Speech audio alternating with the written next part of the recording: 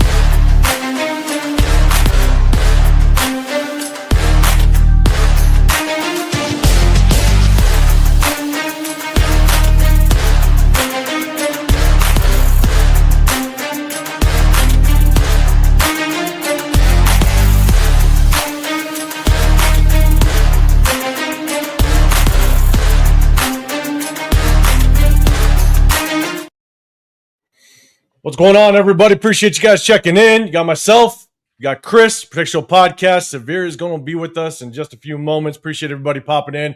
Apologize if the intro, if you're watching on the horizontal, it still showed us in the entry. It's a little weird. We're gonna work the kinks out, but appreciate everybody popping in.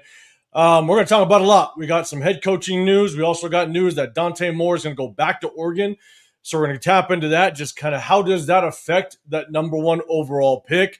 How much more value does it place on that? But then we also got the NFL that released the candidates of all the 2025 NFL awards. And our running back, Genty, is now one of the candidates as rookie offensive rookie of the year. We'll see just kind of how he landed on that list. And we're going to chop it up with y'all, man, answer any questions, but at the same time, man, have a little bit of fun. So we appreciate everybody popping in here, chat. We're going to get with you in just a second. But gotta say what's up to my guy, man. What's going on, Chris? What's happening, brother? What's happening, man? You know, just another good day talking ball with my boys. You know, that's what's good. But I just looked. Mine is still landscape on YouTube. So I don't know. Something wrong with my setting. I don't know what's going on, but it's all good. It's all good. Yeah, I think we're gonna fix this out, because I'll tell you the one thing that we like is the fact that if you're just in one, which we do the vertical. So if you guys are watching on the vertical, we do that because when we break down game film, we have to do it in the vertical. And so we're trying to get used to that, but also trying to split everybody up in different chats. You know, sometimes you just try to bring everybody together. So, but we're going to figure it out. If you're watching on the horizontal, you know, hey, enjoy it for now, because we're probably going to stick with that vertical moving forward. But Severe's going to be with us in just a few moments, but we appreciate everybody rocking with us, coming in the building.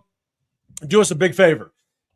Double tap that screen or hit that like button. We definitely appreciate it, but also hit that sub button. We do a sub-only chat to show our appreciation to a lot of our subscribers, so we appreciate that. But at the same time, we also have memberships. If you guys want to become a member, support the channel. Also, you can kind of throw out suggestions of names of players that you might be interested in. You want us to break the game film down, whether it's free agents or college prospects. Become a member. We'll definitely hit you with that priority on top of that list. So hit those memberships if you want to support the channel. We definitely appreciate it. So let's say what's up to chat for just a second. Raider Nation News, what's going on? Appreciate you rocking with us. Jonathan Studios, Dante Moore returns to Oregon. To all the other GMs, don't call me unless you have 3 first-round picks in your offer or for that number one overall pick. We're going to tap into that. We're going to talk about that. That's definitely on the list to talk about. What up, Jack? What's going on, brother? Appreciate you rocking with us. Raider Paul in the building as well.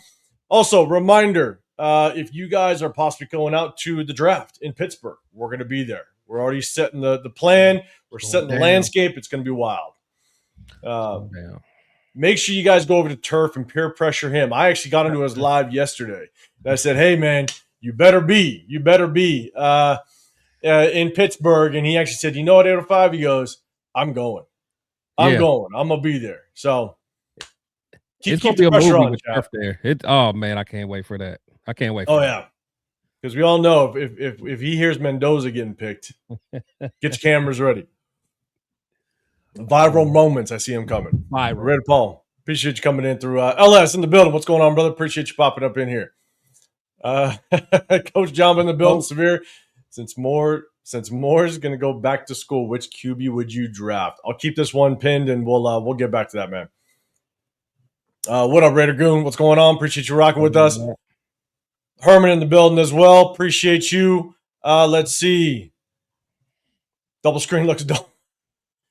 Yeah, I don't know what's going on, but hey, we're gonna work the kinks out. Don't worry, I appreciate it. Bebop in the building as well. Oh man, we got somebody else popping up in here. Let's go. Let's see. Severe, what's going on, brother? What's happening, man? What's good? What's happening? Man, all right. Let's see.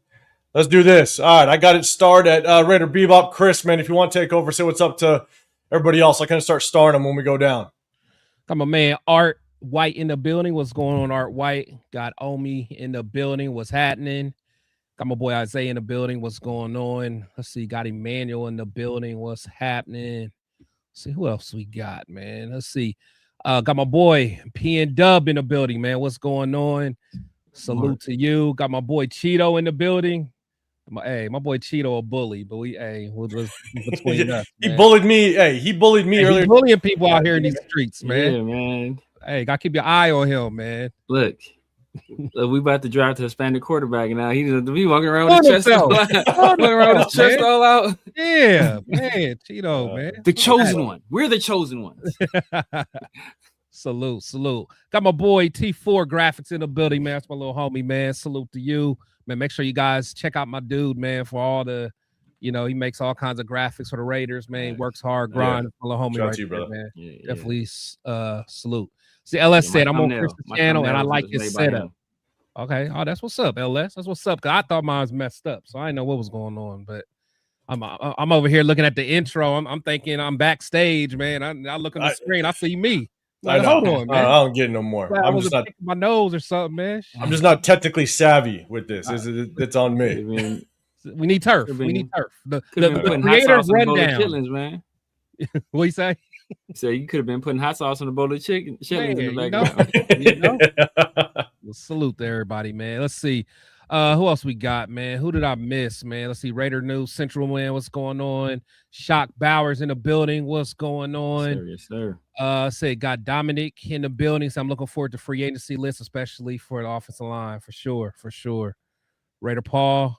Hey, man. Pittsburgh gonna be popping, man. Pittsburgh. I don't know about how the draft's gonna be, like who we draft, but we're gonna have fun though. I guarantee that. For sure. Guarantee that. Sure. Got chill in the building, man. What's going on? Appreciate you coming by. Let's see, man. Got everybody in the building. Got Fredo, I don't know. Federo. Got 10 in the building. Yeah, salute to you, man. Appreciate you. Let's see. I know our coach. Federo. Got the real Mike Tomlin in the building, man. What's going on, man? We're gonna talk about it. The real Mike Tomlin. He said, I am not and have never been a Squealers fan or coach. Salute to you, man. Let's see. Raiders first down in the building. Appreciate Jason Downs, man. Downs in the building. What's happening? Got Raider Outlaw in the building. Salute, Chris. 5 and Severe looks like Mendoza's a pick, and I don't want to hear about trading out unless Mendoza doesn't want to play for us. Hey, get ready to hear about it. Yeah. We don't know what team Mendoza wants to play for. Yeah, that's for another day. That's for another day. We may know what team he wants to play.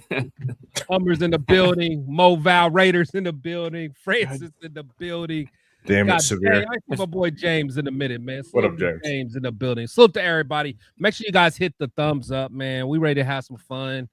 And let's get to it, man. We're gonna talk about it. I think I didn't start one up at the top. Dominic's in the building. What's going on, brother? Appreciate you rocking with us. All right, but let's start this thing out first. All right, before we do, guys, do us a big favor. Double tap the screen or hit the like button, hit the sub button. Again, I'm 805 Raider, Real Talk Raider Nation. Got Chris Pick Show podcast. Got the Severe Raider rocking with us. Do us a big favor. Double tap that screen. Hit that sub button if you want to get included in the chat as well. One thing, Raider Paul, man, I saw you. Yes, Bakersfield. Bakersfield's going to be going off later in the year. I think it's around April, May timeframe, and so details will be coming out for that. And so that's going to be fun. It's going to be fun. So Raider Paul, if you're going to rock in with that, it'd be good to put a name to face and see you, man. But Coach has got a question for Severe. All right, we're going to talk about Dante more, but let's get a question in first. Shout out to you saying, Severe, since Moore's going back to school, which QB would you draft? Trinidad Champ. Umar Johnson over here, brother. Umar Johnson over here. Nah, I mean, it's obvious. This is an easy choice now. It's Mendoza. I mean, it's Mendoza. Unless you find out something that, dissuades you from drafting Mendoza. Other than that, it's Mendoza. Okay, it's Mendoza, right? For right now, it's Mendoza for Severe, man. And look, and I think he is the consensus number one pick. You know what I'm saying? We need a quarterback. He is obviously the best quarterback coming out. He's the most pro-ready as it stands right now. And so let's talk about one thing. And I want to get my guys' take on this. And I think, Severe, you've touched on this, and I've talked about in the past, right? And Chad, let me know what you think about this as a whole. When you have the number one draft pick, you could have a top 5 draft pick, all right? But number one, I think, holds a lot more pressure than number 5 or number 7 or what have you. I think number one holds just a shit ton of pressure. You're sitting there, you're the GM, you have $1 billion organization on your shoulders, and you have 99% of the pundits, of the evaluators, of the people on ESPN, NFL Network, Bleacher Report, whatever you want to be. They have this guy number one. And you basically have the pressure, and I understand you have the pressure of, if you're not 100% that guy, but 99% of the talking heads are on this person, the pressure that you feel that you have to take that guy. Because if you don't, and let's say you don't take Fernando Mendoza, right? And you go ahead and you take somebody else, and the Jets take Fernando Mendoza, you run the risk of Fernando turning that organization around. And so the pressure that you have just sitting with that number one, I'd be really curious. I'd be really curious just kind of how easy it is to kind of move off of that number one overall pick, knowing that everybody's saying Fernando Mendoza. Just the pressure of having it. So, Severe, actually, I'll throw it to you first. I know you've mentioned this before. So, what are your thoughts overall of just the pressure of having that number one and, moving off of it, even though maybe 99.9% of the people are saying this is the guy? What's your thoughts of just the pressure of that number one overall? Oh, it's immense pressure, especially you think about him possibly turning around the Jets. He's been a part of many turnarounds, I'm sure. So he's down for the turnaround. And, I think he's a guy that I'm trying to be serious here. You're making me laugh, brother. Okay. But I mean, look, it would take a mega deal for us to have to move, for us to not choose Fernando Mendoza, for us to move off of. That's the only way you don't do it. And the only way you don't do it is if somebody offers you like some kind of crazy deal, or you see something, or your scout sees something that other people aren't seeing, and you were like, look, this is what I'm seeing. I don't think he's going to be good. I don't think he translates. Yada. I'm watching all the game tape, I'm watching this, watching that, and in my experience, he's not going to be the guy. He's not going to be a franchise QB. And then that kind of gives you some insight. And then maybe you move off of him. But it's still going to take a mega deal because right now he's consensus. And you do more damage to yourself as a GM passing on that guy and him succeeding elsewhere than you taking him and him failing here. Like, it's almost better for you to just take him and him fail here than to pass on him and him succeed elsewhere. So, like, those are the kind of situations you're dealing with. And this is a team that needs a quarterback. Obviously, all of Raider Nation, they're hungry for a quarterback. We haven't drafted a quarterback for ourselves that has been our guy since Stabler. That was 67. Pete Carroll was like 30 years old. Turf was 10. Exactly, man. It's been like, so like it's been that long. Shit. So Pete Carroll had finger waves. Like that's so like it's been a long time. So like the fans are hungry for Mendoza. He's the consensus guy. So it's going to take heaven and earth for us to not take him. Yeah, what up, for Chris? What's going on, man? Chris, I'm gonna throw it to you. And for Darryl, you're saying his floor is too high to pass, and that's one thing that I will say is when I evaluate quarterbacks, the one thing that I look for is how high is your floor. Right, I want to know that your floor is as high as it possibly can be, because then I have an idea as to what I'm going to get. I have at least a good idea. When Anthony Richardson, his floor was so goddamn low I mean, it's like Yeah. you're Grand Canyon. You know what I'm saying? It's just like, and so that's why I'm a Florida Gator fan. That's why I wanted nothing to do with Anthony Richardson, because you have to pick him, one, in the first round, but two, his floor is so low that there's just too many question marks. And that's the one great thing about Fernando Mendoza, is I do think his floor is extremely high. And so also you kind of run that, you run that, the pressure of, if you take him, your name is stapled to that one player. If that player doesn't work out, good luck getting another GM job in the future. That's what's really also just the pressure that adds to that. So, Chris, man, let me know your thoughts on just the pressure of the number one overall, and kind of how does it just mount as it relates to just having that $1 billion organization on your back? No, it's a lot of pressure. I mean, because at the end of the day, this is one of those decisions that, again, if you mess this up, the ramifications could be, decades, like how we messed up the Jamarcus Russell. I mean, we felt that for the following 10 years. We damn near still feeling it. So, yeah. We just cannot mess up. And that's why, like, when I'm looking at everything holistically, like, we got to get everything right. Like, we cannot strike out, because this could be seriously a franchising altering off season. So we got to do everything right. So I understand it's a lot of pressure, but like you said, Mendoza is the consensus guy. But if the right deal's on the table, man, you gotta, especially now that he's kind of like the only guy. Now that Dante is no longer kind of in the mix, like, Mendoza's price just went up. Yesterday's price ain't today's price. So now it's like, but I know at the end of the day, everyone's going to be upset if we don't get that quarterback. But I don't know, man. Like, I do think we're going to get him, but a part of me is like, man, if a crazy deal hits the table and get us ready for next year, where there's going to be a lot of quarterbacks, I don't know, man. And especially next year, if a lot of people take quarterbacks, then some of those other premier non-quarterback positions, you could get them. So I don't know, man. It's a lot. It's a lot to think about. It's a lot to digest, but it is a lot of pressure. We cannot miss, for sure.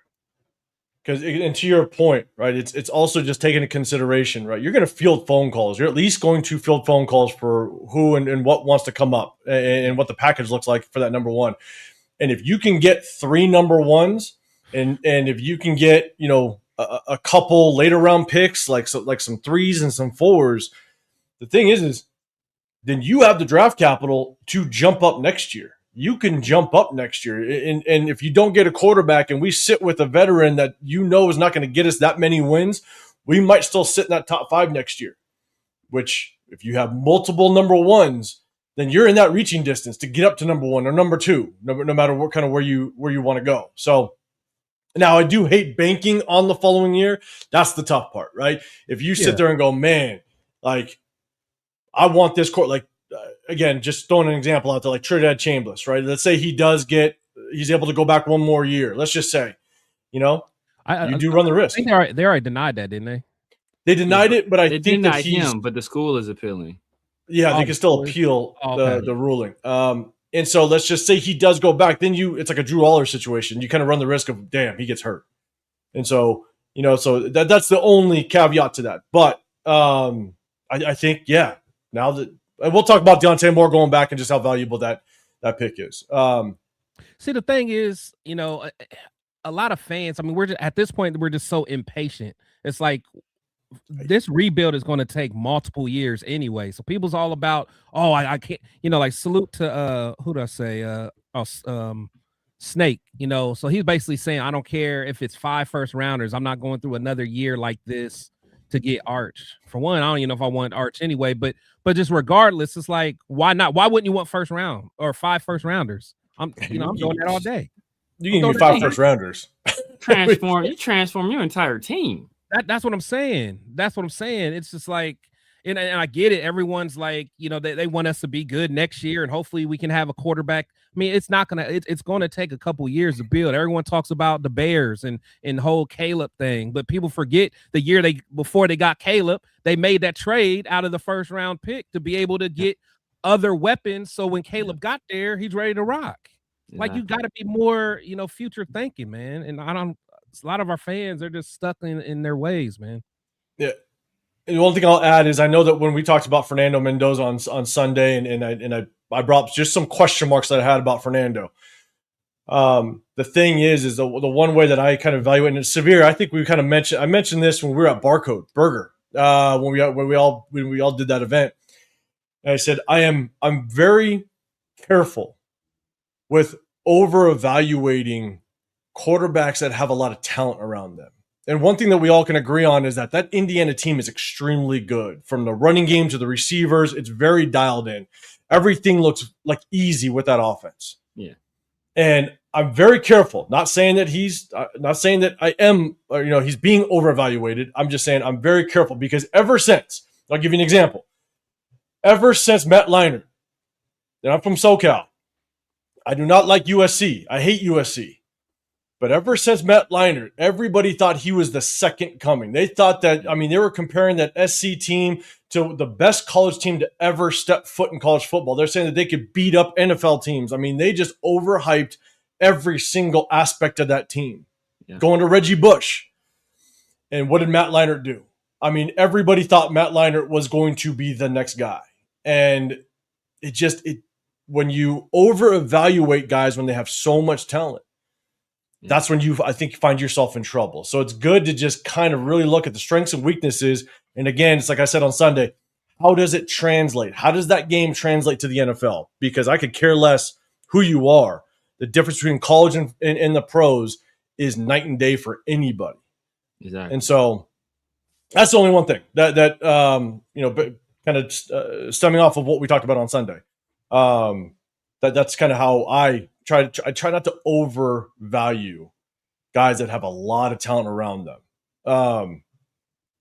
But going back to LSU, said any GM who feels pressure because they got the number 1 pick isn't a guy you want running your franchise. Pressures for the tires, shit. I'll get up there and make the pick, and I don't know shit. I'm with you. I'm just saying, if there's a $1 billion organization on your shoulders, which I don't know what that feels like. I don't know if anybody, I know it, all of us on the panel, we don't know what it feels like in the chat. We don't know what it feels like for the most part, I think. I can't tell you what I'd do in that position because that's a shit ton of pressure.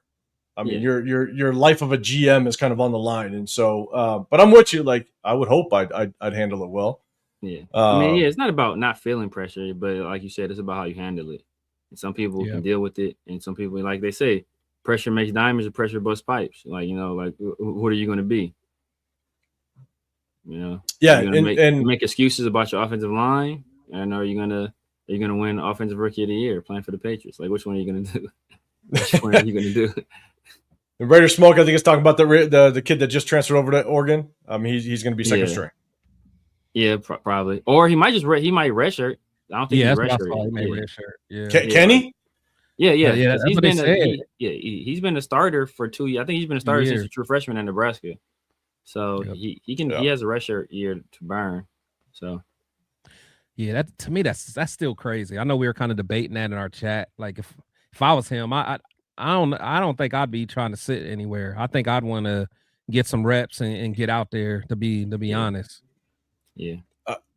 I'm with you because that's the one thing about Trinidad Chambliss, right? Looked really good in the year with Ole Miss.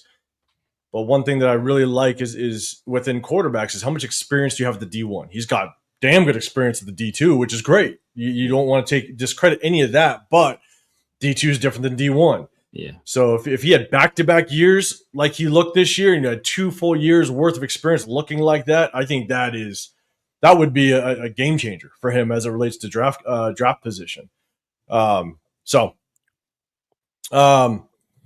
Jeff, what's going on, brother? Appreciate you popping up in here. Good seeing you, man. Guys, make sure you guys go check out Jeff because I think they got a show at 7:00 tonight, Pacific time. So definitely go check that out. All right, so let's do this. Let's get to it. Appreciate everybody else coming in. Let's get to the first topic. We're going to talk about just the updates with coaches. All right, so appreciate everybody. Do us a favor. Double tap that screen, hit that like button, hit the sub button. We got over 200 in the chat right now. We appreciate everybody. If you want to get included in the chat, hit that sub button. We do a sub-only chat to show our appreciation. So if you guys have a comment or question, hit the hashtag Raiders. It just allows me to see it.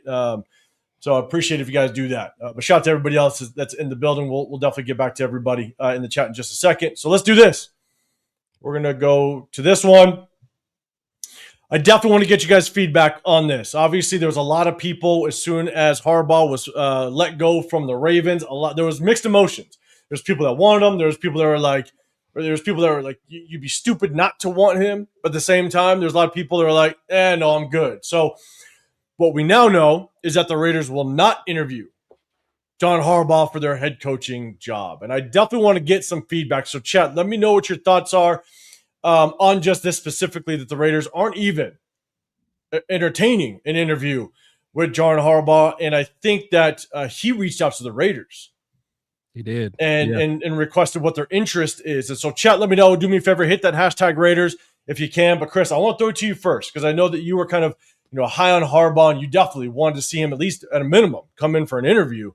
I'm going to throw it to you first, man. What's your thoughts on the news of the Raiders not even requesting an interview with John Harbaugh? Yeah, for me, it's unfortunate because that was my first guy I wanted. Just kind of, again, I can't reiterate how important this offseason is. Like, I really am concerned about, just messing up. I really am. I want a coach who's, I know people don't want the retreads or whatever, but I want coaches who have been there before, who, is going to be able to go toe to toe with, the Andy Reids, the, Sean Paytons, the Jim Harbaughs, and just the thought of having some, rookie coach. I mean, I know everyone gets, they love the thought of the Sean McVay and all that stuff, but for every Sean McVay, there's a Cliff Kingsbury or Adam Gase or, all those guys. So,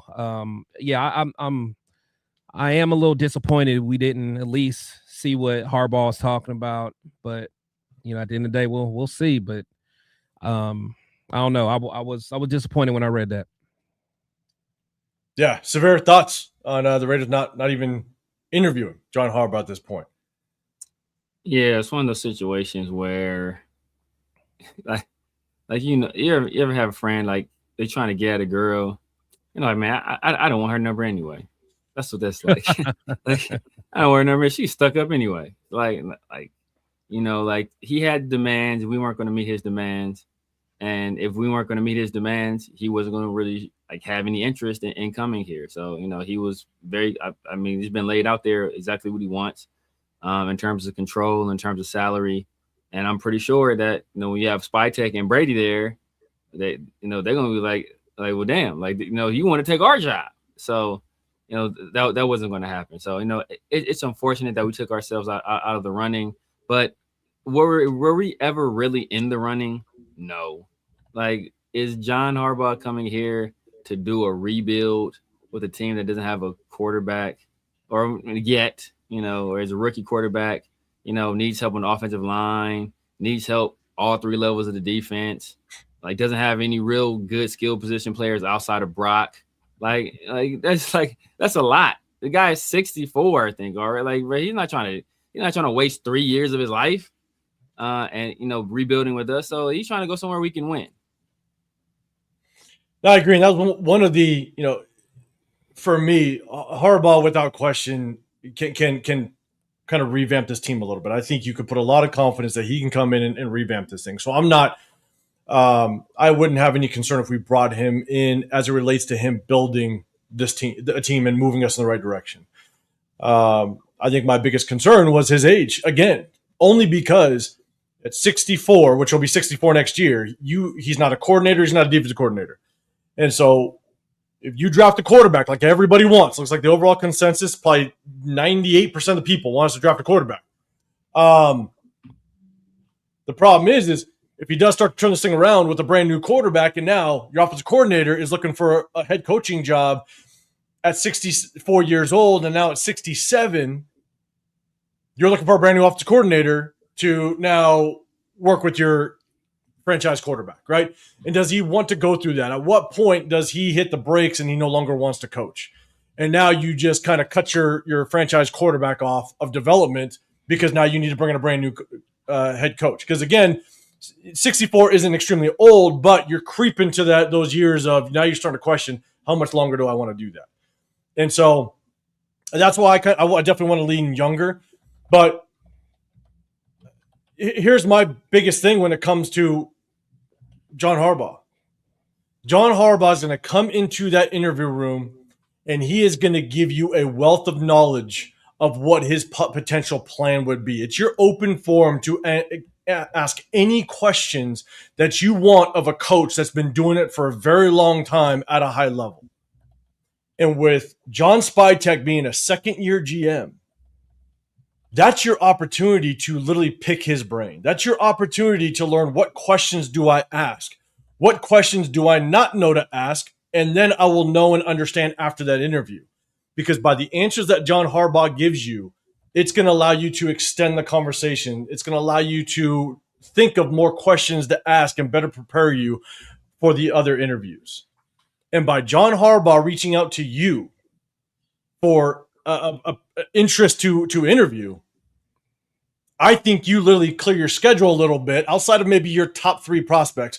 But I think you clear your schedule a little bit and you say, yes, I'm going to bring you in. I at least want to pick your brain and ask some questions. It's not like we have a 15-year GM that knows what the hell he's doing and he knows exactly what he's looking for. And so I'm just going to bring in my 6 top guys. No, it's a second-year GM that's still learning the ropes. So I think it is in my opinion, I think it's a misstep by Spytek. Not at least bringing him in and picking his brain and just learning from the process of getting the opportunity to interview a head coach like this. So you got to interview. Yeah, if I was Spytek, I'm interviewing all those guys. I mean, it's not too often you get whether it's him or Tomlin, you get those guys that Super Bowl winning champs, still have recent success for the most part. At least have him come in for interview. And I guess Tomlin, from what I hear, he's not really gonna coach anyway. But still, with Harbaugh, at least bring him in for an interview and pick his brain. That's, to me, that would have been. I mean, you have to do that. You have to do that. I think it's a misstep. I think it's a big misstep with a young GM, not being able to actually understand what good coaches sound like, what their process is. Like, you could literally ask him, what are you looking to do with a brand new team? I mean, he's been with the Ravens for so long. I'm sure that he's probably in his mind figuring out, okay, how would I do this over again? At least hear his plan. Here's his plan. Yeah. So again, to me, I just feel like it's a little bit of a misstep. And so, all right, again, chat, do me a huge favor. Again, over 200 people in the building. I want to make sure that if you guys have a comment, question, anything towards what we're talking about, hit that hashtag Raiders, because it looks like I'm already damn near almost 10 minutes behind in the chat. So definitely let me know. And Chris Severe, let me know if you see something that I definitely need to pull up. Just go ahead and start, and I'll definitely scroll through and pull it up. So let me kind of, let's see. Let's go down. Let's see. I just want to make sure if there's anything. Let's see. I do see Harbaugh. Oh, and hold on. Destroying weights. Let's see. Okay, hold up. Let's see. Dick's in the building. You're saying why not at least interview? Why not at least an interview? Okay, that's what I'm saying. There you go. D Keegan, you're saying Harbaugh, another Carroll. No, come on, dog.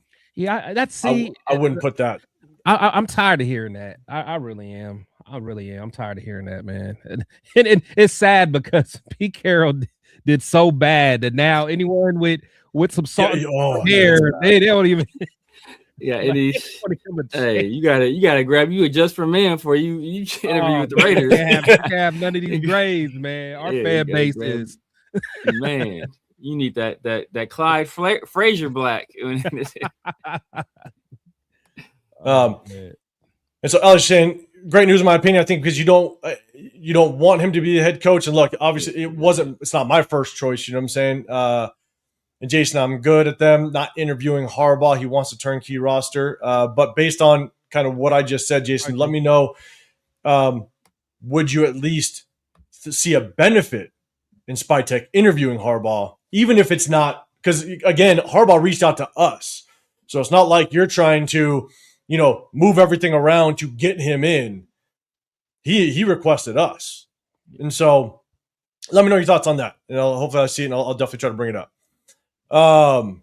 Yeah, and that's, I think a lot of people are just kind of doing that Pete Carroll comparison. I don't think we can do that. I think it's a very, very different story. And I don't think John would be bringing any family members along with him. I would hope. So his family members are way more qualified than Pete. Yeah, I'm about to say. Right? Like, bro, all legends, man. Their pops was a legend, and you know, Jim doing his thing. So yeah, that's a whole different family tree right there. Yeah, I'm with you 100%. Okay. All right. Again, guys, do me a favor, hit that hashtag Raiders if you got something. I'll definitely do my best to bring it up and just see if you guys have any questions. So, I think this one to start just said put some respect on Raiders Severes. We got a 900-yard back on a rookie deal worth $18 million. God damn it, LS. Damn straight 900. Oh man, I think we got this one started as well. Trent Richardson-esque rookie year. Now the chat's gonna get wild up. Okay, we got this one started here. So you want another Gruden? Josh McDaniels, Pete Carroll situation. I don't understand. Is that based on? I think is that based on Harbaugh? So he's basically saying that, you know, why would we want Harbaugh? Because he's going to want power, and then so that's basically what he's saying. But my thing is, to me, the Gruden thing would have worked. Like I was okay, and honestly, I almost wish we can go back and have like a coach that we want to believe in and say, hey, we're giving you a 10-year contract. And we want you to build this thing up the right way. It's just Gruden and them dropped the bag with them damn draft picks. Yeah. If they could have hit on them 5 first-round draft picks, we're to the moon. We're to the moon. For sure. You know what I'm saying? Sure. So that's the thing, man. We can't go by like just because Gruden messed up. Like, we just got to pick some guys who we feel comfortable with. And honestly, Harbaugh has seen it work. He's seen, like, if out of every coach out there, he's seen it work more than anyone. He's seen what a front office and a scouting department looks like. Like, he's seen it. If he don't know what it looks like, then who would? That's probably what that's a very good point. That's a very good point, given the fact that he's coming from. He's literally been under one of the best front offices in the National Football League in the last couple of decades. You know what I'm saying? And so I think it's Joe DaCosta right now, and there was Ozzie Newsome before then. Yeah. It's like to just pick his brain. Yeah. About what that looks like. You know what I'm saying? And you could even understand what kind of guys would he look for in the draft to give you a little bit of understanding as to what is that what does that front office mindset looks like. You know what I'm saying? So that's what I'm thinking. Severe, what's your thoughts? Or you can just buy Ozzy a pack of Unfreak Black and Miles and get some Black and Miles in it and get him talking. Come on over, Ozzy. How much it costs? I got this yak, and I got how much it costs? Got these blacks Ozzy, for you, brother. Let's talk. We'll get you a couple of ladies of the night. Hey, man. You know, as companions. We in Vegas together. We in Vegas. We are in Vegas. Christ. Okay. All right. Cool, Jason. Okay. Yes, an interview would help us. That's why Roman and Nagy. It's smart to interview them. I think we did Nagy already. Yeah. I don't know. Roman. Did we do Greg Roman? I don't know if we interviewed Greg Roman. Possibly. I don't know though. I didn't hear that we requested Greg Roman. Yeah, me either. I didn't either. So, all right, cool. All right, so look, we're talking about John Harbaugh. LS, you kind of put it out there. John Harbaugh, 63 years old. He just saw what we paid Pete Carroll. He's probably only got about 5-7 years left. We won't want 20+ per year. John is looking at a retirement package as sponsor. Maybe he reached out because he's like, hey, Raiders are paying everybody. Exactly. Maybe I can get a piece of that for the next 3 years. The Raiders are a lick. They lick. He on a 12-month plan. I can get 12 months. I get 3 years for 12 months of work. Oh, bro, sign me up. Sign me up. 3 for 1s. Jesus. Where's the flag maker saying Signetti Mendoza, whatever it costs? Draft all Indiana guys the whole draft, flip the culture. Yeah. I have my thoughts on Cignetti. I know I've shared in the past, man. I'm gonna throw it to you first, Chris. What's your thoughts on Cignetti possibly being the head coach? Because according to Words of Flag, he said at all costs. Yeah, I'm like I said, the whole jumping to college to the pros, I'm always a little weird about. Because Saban, he didn't do well. I mean, there's endless. I mean, Urban Meyer. There's a lot of coaches that it just didn't work out for. I mean, there was some that it did work out for, but again, I'm not trying to be too risky this offseason. That's one thing you'll notice about me, man. I'm not trying to be too risky. Yeah, so I'm cool on having him, to be honest. Yeah, Severe, any thoughts on Cignetti? Yeah, I don't think he translates. I think we talked about it on one of our shows, like what he's doing at the collegiate level.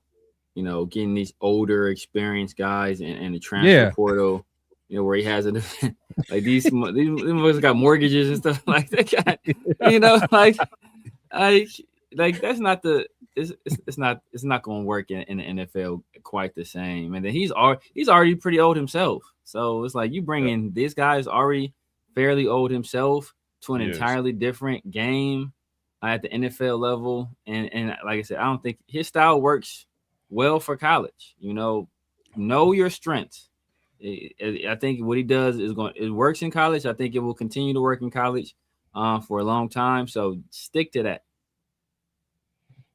I'm with you here, and I think there's got to be a really good understanding of just how different college versus the pro is, how you manage players, how you communicate with players, how you can relate to players. And yes, the age is definitely a concern, because if we want to turn this thing around and we get it right this time around, I want this head coach for the next 15 to 20 years. So if this is our shot to turn this thing around with the number 1 overall draft pick, as much as Cignetti's doing great things in college and he has kind of found that key to success in college, that doesn't always necessarily translate to the pros, right? Yeah. In addition to that, he's going to be brand new to the NFL. Right. We have a brand new GM. We don't have the most stable front office. That's what I'm saying. If we want somebody that's brand new, that's a young, so a lot of people talk about Jesse Minter, right? Jesse Minter doesn't have a lot of NFL coaching experience. Not saying that Jesse Minter can't be a head coach or potentially could be a good head coach. I think where Jesse Minter would thrive, or what a young coach with the lack of inexperience in the NFL, they need a dialed-in front office to help them with the growing pains and the learning curve of being a head coach. Yeah. We don't have that. We have a second-year GM that's still learning his role, still trying to understand his role, and we have an owner that has misstepped for the last 15 years. So bringing a Cignetti to a front office that isn't truly dialed in and still trying to figure itself out, and then now he's trying to figure himself out, I don't want that. I want someone that has a lot of experience. And plus, we're putting all this on Tom Brady too. He's brand new as well. Yeah. Everyone's acting like Tom Brady's going to be the one that just kind of takes us to the promised land. He's still trying to learn this as well as a side job, because he has another full-time job. So I don't know, man. I don't know. So, and look, like it's not to say that Cignetti is not a really good coach at the college level. Right? You know what I'm saying? I just think for myself, that's what I would hope we could bring to a coach that has no experience, is a good front office, and we just haven't shown that we could be a good front office. And that almost, to me, it feels like you kind of set a young head coach up for failure at that point. Yeah. So, Severe, any thoughts on that? I know we got Chris's mind. Any thoughts? I mean, like I think anytime you have every aspect of your team being young guys or people with no experience in that particular realm or at that particular job, you run a risk of them like encountering things encountering situations they don't know how to navigate. I think, so that's why I think it's very important for us to not reach for a guy like Cignetti, who, like, because people want to say, oh, there's been other guys in the past that have made that jump. But the last guy, I think that was a college guy that did it. That was a true college guy. I think that was like Jimmy Johnson. what was that? Is that 89? 90? Like Pete that's Carroll the was last 60 guy years that really, old. Yeah, well, Pete Carroll was an NFL guy. Jim Harbaugh was an NFL guy. So like I think there's a lot of like this is actually a pretty deep and diverse pool of coaching candidates. Like that are already in the NFL. Like yeah, you have plenty of options to choose from.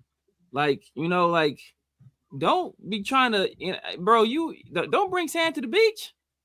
It's already beaches here. You feel me? You're bringing sand to the beach, brother. So, like, look, we got plenty of options. Choose from those options. Yeah. And John Parker said Tom needs to be in the war room 24/7, not just the war room, the front office. He needs to be in there. And right now he's broadcasting. Yeah, he's focused on broadcasting, which is part-time gig, man. Which is wild. Okay, cool. Appreciate it. Let's get on to the next one. Appreciate it. Again, guys, hit that hashtag Raiders. If you got a comment, we got over 230 in the building between YouTube and Twitter and Kick, I believe. If you are on Twitter or Kick, going over to YouTube so you can get involved in the conversation. We definitely appreciate y'all, everybody that's rocking with us. Make sure you hit the like button, sub button. You got Chris Peck Show Podcast, The Severe Raider. I'm 805 Raider, Real Talk Raider Nation, man. I appreciate everybody rocking with us. Shout out to that person that's on Kick. That person always be, hey, he's loyal. He's loyal to Kick, man. That's Severe's person, man. Salute. Man, exactly. Salute to you. You're the only one over there. Only one over there. Hold it down. Strong, man. And that's why Severe does it, just for that person. I love it. For you, big dog. Loyal to the soil. Salute. Guy, Mike. Man, appreciate y'all, everybody rocking in here. Yeah, let's go. Kevin Lurker, what's going on, brother? Appreciate you. Hummer VS with the hashtag Raiders. Please send Mark Davis on vacation during the decision. I agree. He needs to stay far away. Stay far away.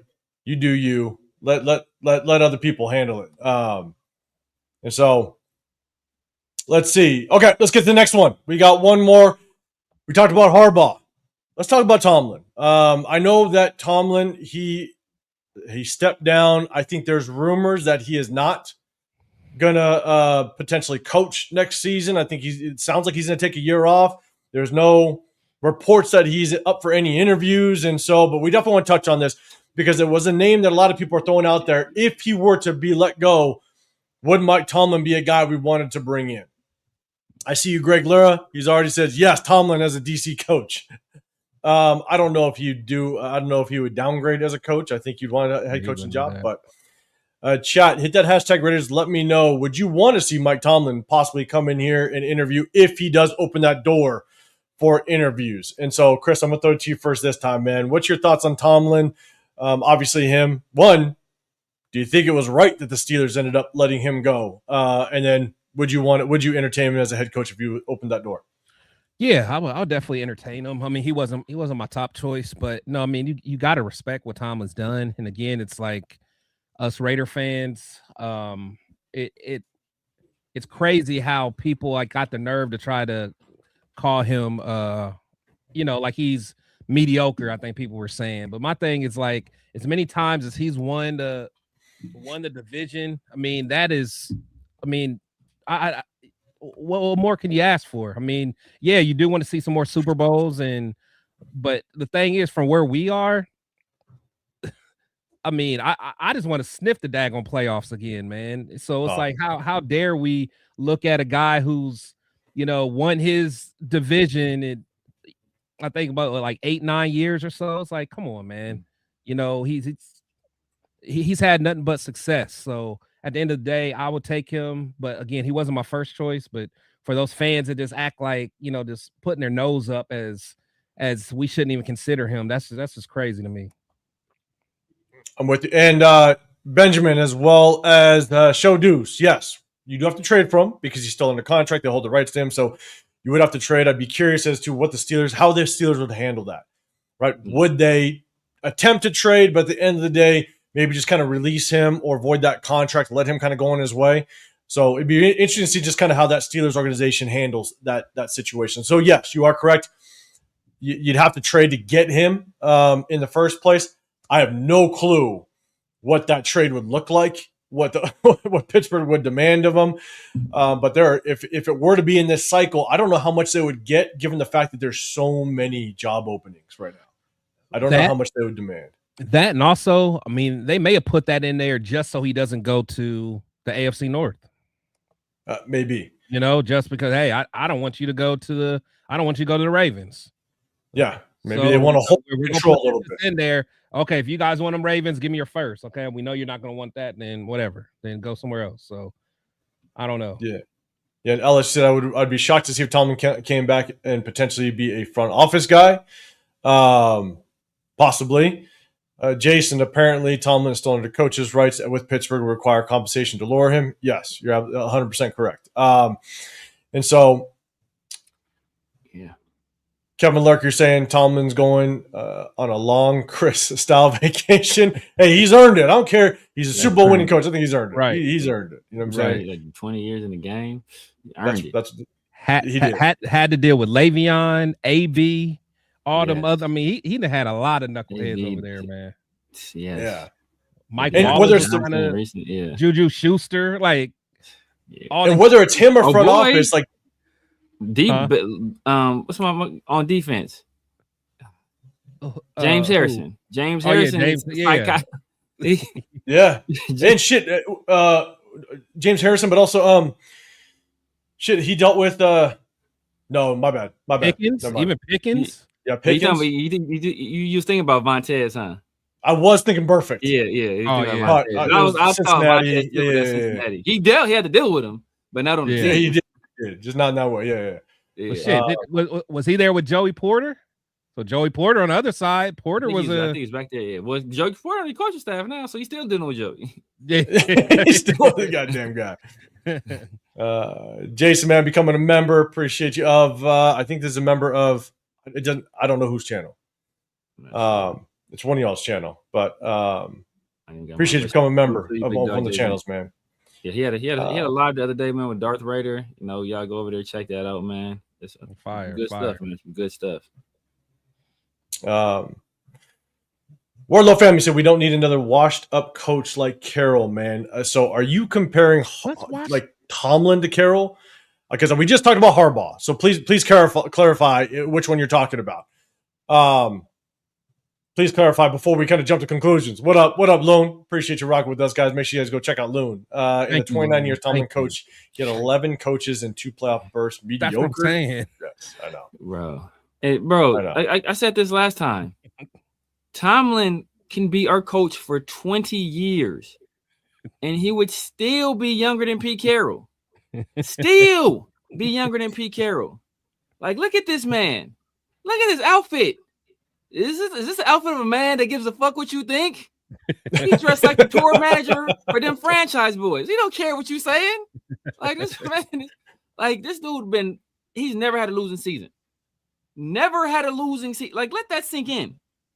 In the AFC North, one of the toughest divisions of all the football, he's never had he didn't dealt with Marvin Lewis. He didn't dealt with John Harbaugh. He didn't dealt with can't even remember the coach who was there before John Harbaugh.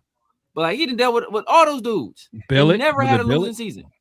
Yeah. With Brian Billick. Yeah, Brian Billick. And he dealt with all them dudes and never had a losing season, bro. Like, we would be running down the halls, clicking our heels if we had a win, if we were close to a winning season. If we went like 8-9, we like, well, damn, right? We on a come up. Oh yeah. This man has never lost more games than he's won. Like, people don't want that. Like, that's insane to me. That's insane to me. So, Wardlow family, you are talking. Tomlin's washed like Carroll. Okay, so you are talking about Tomlin. So we can kind of you know what's crazy? Even Andy Reid can't say that, because Andy Reid has had a losing season this year. That's what I'm saying. Yeah. Even Andy can't say that. His last year in Philly, losing season. Yeah. And Chip came in, turned the team around immediately. So here's my thing. For Tomlin's young. You could still rock with Tomlin for 15, 20 years. You know, if you wanted to. You know what I'm saying? So age, I don't think age is a problem whatsoever at all. I don't, and everybody talks about how he hasn't made the playoffs, right? We've already seen a couple comments, or that he hasn't won in the playoffs in a long time, right? I think what's happened with Tomlin over the last 5 to 6 years is the fact that he's been there for so long. The pressure has been that he needs to go to the Super Bowl. If you don't go to the Super Bowl this year, then yeah, the winning seasons and just sniffing the playoffs or making the playoffs just isn't enough now. Like, the pressure is on that you have to go to the Super Bowl. So what have they been doing for the last, 4, 5, 6 years? They've been putting Band-Aids on the quarterback position because they're not within reaching distance to get a top quarterback. Yep. Yeah. And so they're trying to get the Russell Wilsons. They tried to work with Justin Fields. That didn't work out, right? And you can make the argument: is it Mike Tomlin making the decision, or is it the front office bringing in these quarterbacks and trying to win with these mediocre quarterbacks for the most part?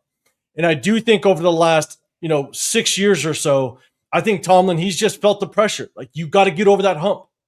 And so he's trying to put Band-Aids. He's trying to put something together without having a top draft pick, because you're winning all the time. Like, it would almost suited him better if 5 years ago, 6 years ago, they were horrible and he got that top 3 pick and maybe got a quarterback and could build the right way. So in my opinion, I think that if he were to come over here and you gave him a clean slate and said, Tomlin, you got 4 years to build this thing right, and you got the number 1 overall draft pick, I think he could do very good things with the organization. Now, the only thing that I just worry about a little bit, and it was with Tomlin, it's with Harbaugh, it's with with these older coaches, these more seasoned, well-respected coaches, is would they let John Spytek do his job correctly? Would they come in and just kind of command their position? You already have John Harbaugh saying, I want my GM. I'm a big fan of having the proper chain of command.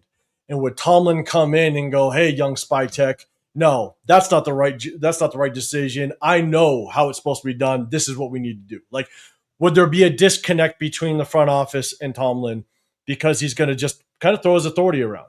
That's my only concern. But I think if you give Tomlin a clean slate, a number 1 overall draft pick, man, I think he could do some things. I think his last 5 to 6 years was just because the pressure was on that he had to win it big without a good draft pick for the last, forever? When's the last time the Steelers had a decent draft pick? Had it been forever, given the fact that he's never had a losing season. Exactly. You know what I'm saying? So I think that's where it definitely may have hurt him being, honestly, good for so long. Yeah. No, that's true. Any thoughts on that, Chris? Yeah, that's true. And then people like the Harbaughs and Tomlin, just like you said, what are they going to want to do with Spytek? The Raiders have always been known as a team with a terrible front office. Other teams in the NFL understand that. Other organizations know the Raiders have always been weak. So of course, they're like, hey, if I go there, I'm going to have to make sure I get a front office that is competent, because the Raiders is known as having a dysfunctional front office ever since Al Davis days. So, I mean, I don't understand why people are so upset because people want to demand to have their own people. Like, we're a laughing stock around the NFL. I know we're Raider fans and we love our team so much, but trust me, around the league, man, that we're not respected like that, especially from a front office standpoint, and we never have been. So, I mean, that's why Gruden, when he came back, that was the only way he was going to come back, is if he had, those type of he could make those type of decisions. And again, I like the fact that we gave Gruden, what we gave him. Is just, he messed up on those first round picks, but it's going to take something like that to change the trajectory of what we've been on for the past 3 decades. And so, just to go to this question, because we kind of give you our feedback, so you'd rather have Tomlin than Kubiak or Minter. I still would go young, offensive minded. I still would like to lean that way, but to not put Tomlin in that mix if he was available, I think that'd be a little crazy. Because again, I think if you give him a clean slate, I think he could build something. Yeah. And LaFleur is better than both of those guys. So yeah, I'd take LaFleur over Kubiak or Minter. And Severe's the LaFleur guy. You know what I'm saying? But again, for me, I lean just more offensive minded. So I would like to go that route, match him up with the quarterback. You know what I'm saying? And so, but to not put Tomlin in the mix, I think would be crazy. In just my opinion. And the Keegan, you're saying I have friends who are Steeler fans. They've been wanting him gone for a long time. I have my take on that. Severe, I'll throw it to you first this time. What's your take on that? You know, it was funny because I was talking about this the other day with Chris and the guys, and it's like, I see it from both sides of the fence because I'm a Raiders fan, but I'm also a Lakers fan. So I understand what it means to root for an organization where the expectation is greatness, to root for an organization where a head coach in his second year takes you to the Western Conference Finals and he gets fired because he doesn't win it, right? Yeah. Like, and they don't see him winning. So he's fired second year in the Western Conference Finals, and he fires the guy. So when Steeler fans, they're spoiled, and they're gonna learn. They will learn because you don't know how good you have it until it's gone. And when it's gone, and like this, like look at all the people in here scratching and clawing to bring back Derek Carr with a bad arm, to bring back John Gruden, who drafted Damon Arnett in the first round. Damon Arnett, first round, right? So, but they want him back. So that's how it lets you know, like, things, like, as bad as they think things are, it can get worse. It can get worse. And they've been fortunate where they had Cowher, and they had Noel, and they had Cowher, and then Tomlin. So they've been fortunate to have guys that, they have come through there and have had success. But it only takes one. And that one could be that next one. And then they will understand the position that we are in all the time. And not only that, like, think about the last time we had a good coach and we were doing well playing in the playoffs. It was with Gruden, and we traded Gruden away as if you can just go get a new coach and just keep going. Now, yeah, Callahan was able to have that 1 year, but we saw after that, it got so bad that we had to give Gruden a 10-year, $100 million contract to bring him back. Exactly. It's like you can't, you might just think it's greener on the other side, man. But I'm telling you, what I think Tomlin could bring to the table, us Raider fans, man, I just don't understand how we've gotten so spoiled. I gotta address this real quick. I know where one of them is in the playoffs. In the playoffs, starting 49ers, Cleveland Farrell. I told y'all, Tyree ain't better. Tyree ain't never gonna be better than Cleveland Farrell, bro. I told y'all when we drafted him, and look at you, look at you, look at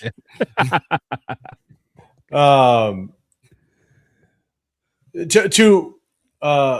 I think that's where, severe to your point, and I think you guys kind of said all the things that I would like to say about Tomlin. And that question is like Tomlin. I think when fans do get complacent, right? Like when you stiff the playoffs, you get to the playoffs, you want somebody that's going to get over the hump, and you get frustrated because you don't get over the hump, right? And you think the grass is always greener on the other side.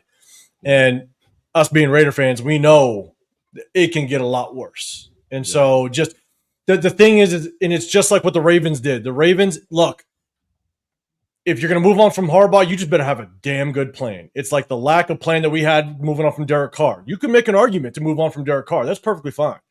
I myself thought it was time to move on from Derek Carr. But when you don't have a plan, you can find yourself in a shitty situation real quick. And so, again, Steelers, Tomlin moved on. But with the Ravens, you move on from a guy like Harbaugh, you just better hope you got a good plan. That's because it can get a lot worse.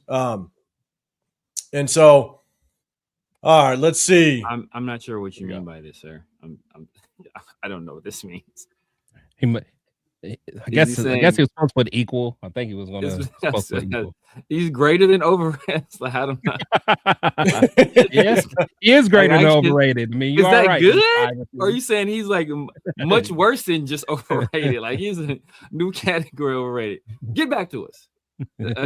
Get back to us, Mr. Iverson. Get back to us. Okay. All right. I think I saw one that I want to bring up. Or the one thing I will say about Gruden, because I know Siri brought up kind of the Gruden talking. I know not a lot, but there are definitely people that want Gruden back. The thing is, you can make an argument that year over year Gruden was slowly kind of improving. I think he ended off with that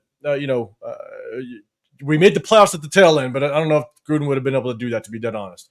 But because Gruden was so bad at drafting, like the success that we saw, the gradual improvement, I think was going to be very short-winded, because if you can't build in the draft, you're not going to have sustained success. You might have a season or two that work out, or you see some improvement, but if you can't draft well, you cannot have sustained success through free agency. You can't just continue to just buy top name free agents and think it's going to fix itself. No, because you're still paying for the other top free agents you brought in.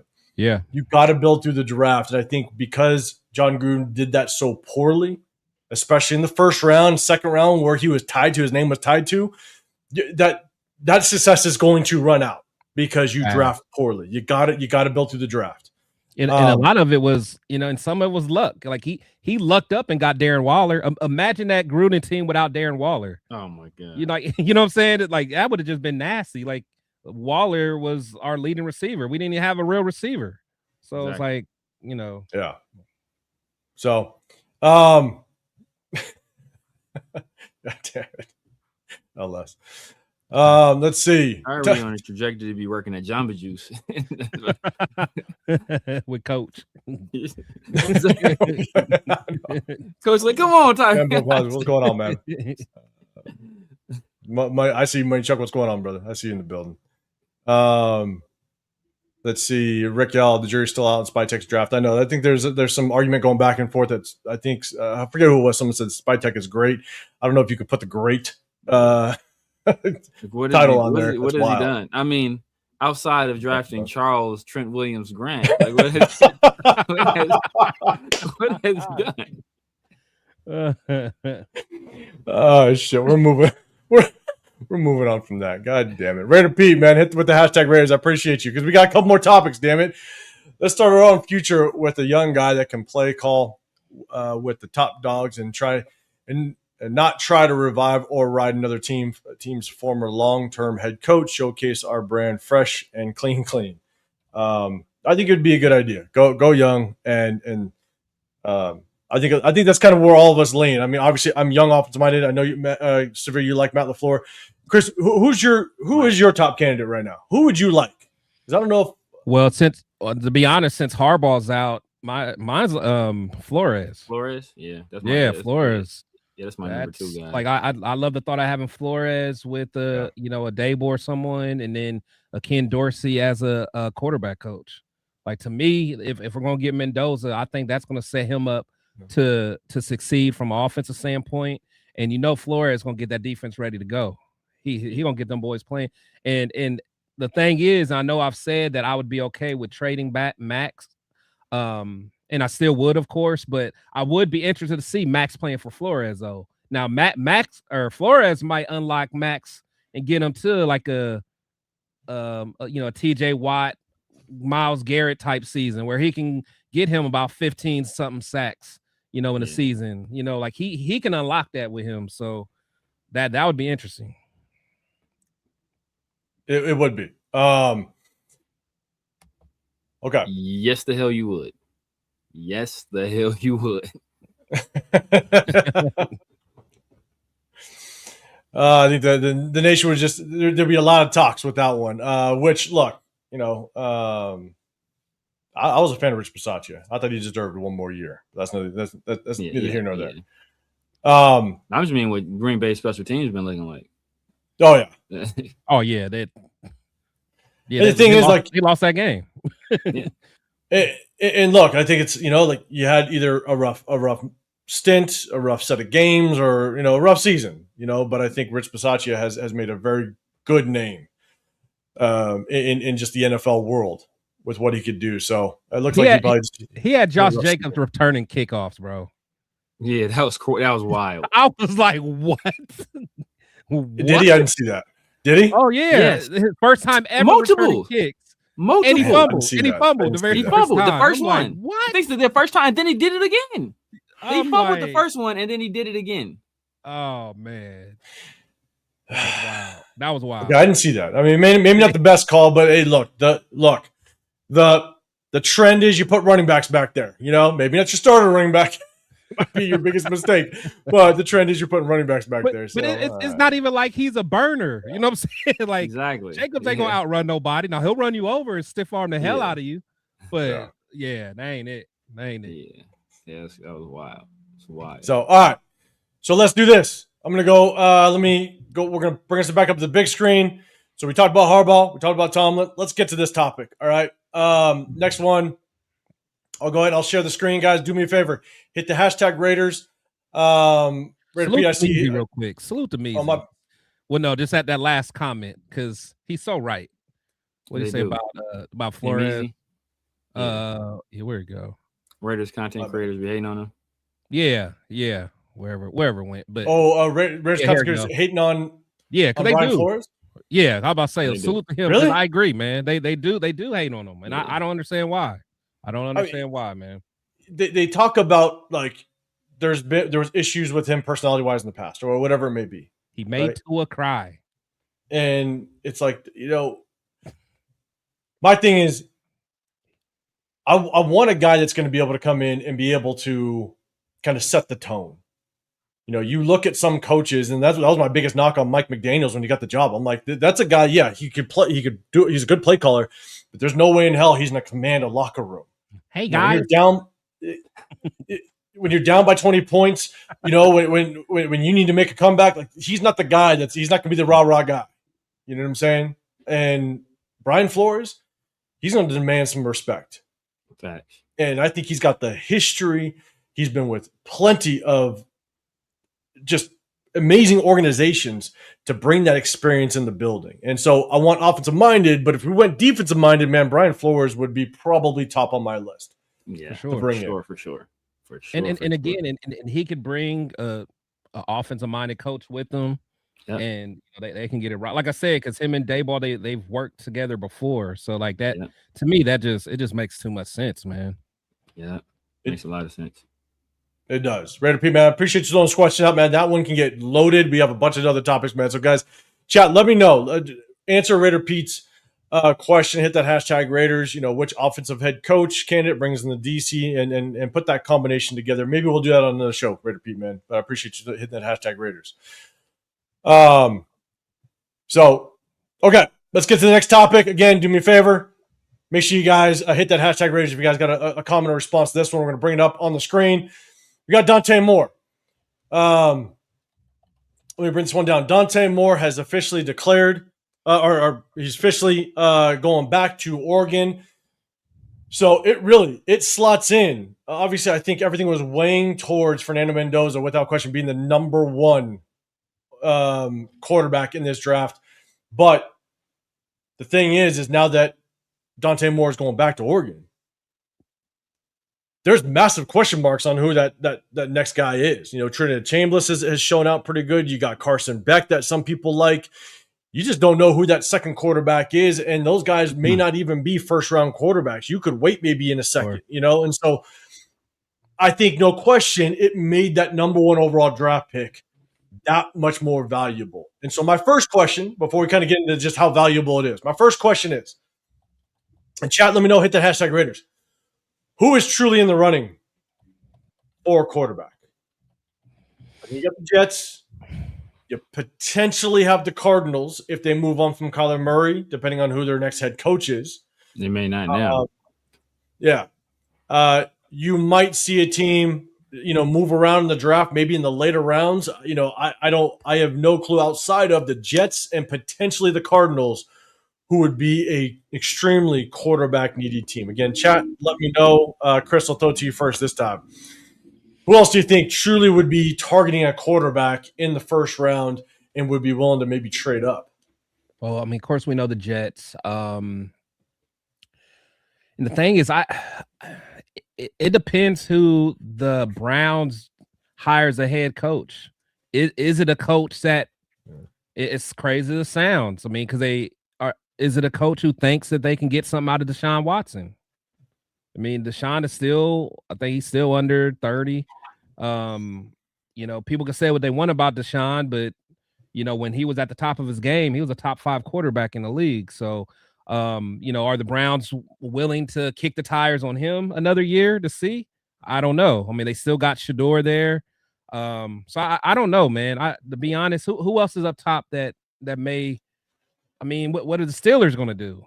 Steelers may try to, package something up and get someone if they really like a quarterback. This just isn't the year to do it. If you need a quarterback, I would kick the can down to next year, honestly. Yeah. Severe, man. Any thoughts? Like, who do you think? Is there any other team, maybe a sleeper team that could be in running for a quarterback? Obviously, with all the head coaching changes, you just don't know. Like, a head coach can come in and there's a quarterback there, and they're like, "Nah, I'm getting rid of him." You know what I'm saying? So I think there are some wild cards that could pop up. I have one in mind. But Severe, any thoughts on who could be a quarterback needy team entering into the draft? Quarterback needy. The Jets are top of mind. Like you said, if the Browns, depending on who their hire is, that could be a spot right there. The Cardinals, obviously, depending on what they want to do with Kyler, and that also speaks to who they hire as head coach. The Rams, I think they're a sneaky team because they were already they were ready to move on from Stafford when they only had Stetson Bennett and Jimmy G on their roster. They was ready to move on. You come with a 2nd round pick. We move on from that right now. So they was already looking to move off of them. So I think this year they really start the succession plan because that's what smart teams do. They get rid of guys and start moving on from guys early instead of late. So I think those are all teams that are potential. And I think the Rams are a dangerous team just because they don't really have a lot of holes on their roster. Right. So if they want to, they playing with house money right now. They got Nakua, they got Devontae, they got some Higbee, some nice tight ends. They got 2 nice running backs in Kyron and Blake. Got a solid offensive line. They picked up some corners. Emmanuel Forbes is playing well. I forgot who the other corner is. Quentin Lake. They just re-signed him. So they're pretty good roster wise. So they can really just say, hey, F it, we'll do what we want to. But I wouldn't say this is probably not the class to do it in, though. But that's what I'm saying. That's what I'm saying. So, because honestly, next year they could probably, depending on where they are, I mean, they could probably, make that move, make a trade, and get a very solid quarterback in the mid-first round. Yeah, you don't got to go to the top 3, top 5 next year. You could probably get someone like how the Giants got Dart. Get someone like that. Yeah, coach is a good one too because the Achilles to Daniel Jones. That's a good one. Yeah, I think my sleeper was the Dolphins and also the Colts. I think those are the 2 that could be kind of the sleepers that come out of nowhere. Isaiah's got Steelers, Colts. I don't know, Rams. Troy's got Rams. Rick, you got the Colts. LS, you got Dolphins are spoiled. They got 2 quarterbacks with Tua and Cam Miller. Stole Tom Brady's boy. Let's see. ME's got Pittsburgh, Leo, Colts. I think the Colts can because obviously Daniel, if they don't bring back Daniel Jones off of that injury. I think the Falcons are good. I think Penix is good still. Yeah, I think Penix is gonna be straight. Penix is gonna be good. He got hurt, but I can see where that logic goes. Pittsburgh, again, Aaron Rodgers, yeah. They have Will Howard. So again, it all depends. Does a coach come in there and like Will Howard? You just never know. And I think that there's also going to be and I think Chris, you said it, there's going to be head coaches that know that they have 3 years, maybe 4. Right. So they might wait for next year. Exactly. They're like, screw it, I don't need it this year. Exactly. I might even trade back. Yeah. I might even trade back, stockpile some picks, knowing that I have 3 years, like some good organizations like to do. Maybe not the Raiders, but they're going to get 3, possibly 4 years, and they might trade back and wait for next year because yes, the quarterback class next year is right now looks to be pretty damn good. So it'll be really interesting to see just kind of how it all plays out. But you might get some sleepers that come in here and try to get that number one. Now, to kind of go off of that, and then, all right, Money Chuck, now that Moore isn't entering what are the odds that you think the Jets trade up, especially when they have 3 picks in the next year's draft scale, 1 to 10?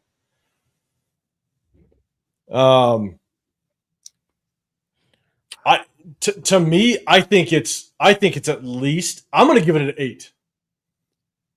Now that Dante Moore's out, I'm going to give it an 8 because you got I'm blanking on the head coach's name over there. Aaron Glenn. He's now in his 2nd year. Yeah. If he's given 3 years to potentially make this work, maybe 4, depending on how the Jets work, and Jets are just they're as bad as an organization as we have been in a long time. I don't know how long they're going to give them.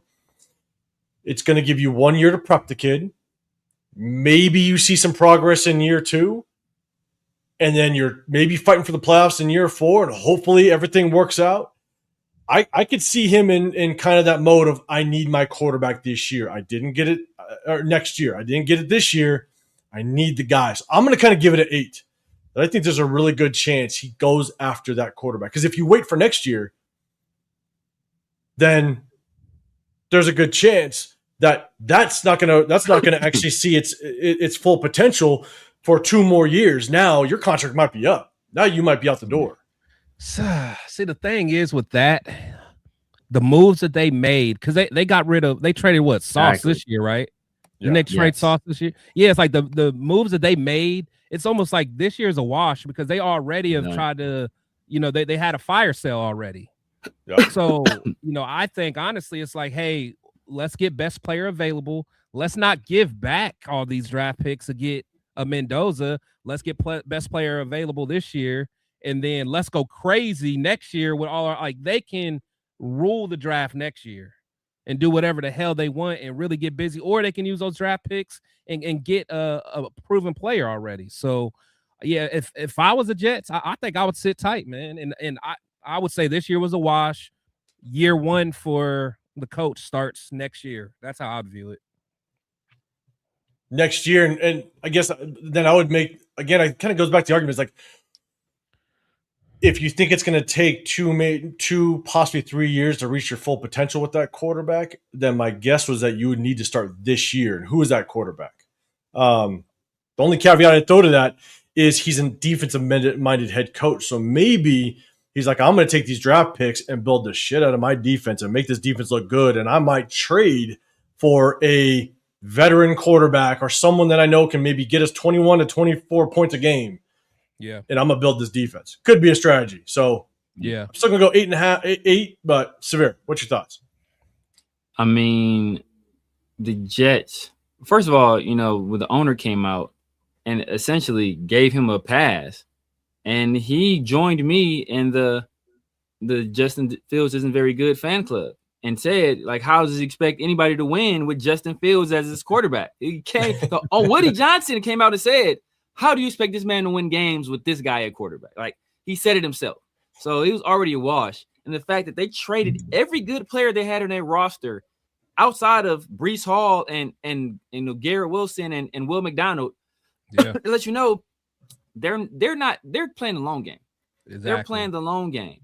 So they're not going to be in a rush to try to get a quarterback. We don't even know what they feel about Fernando Mendoza.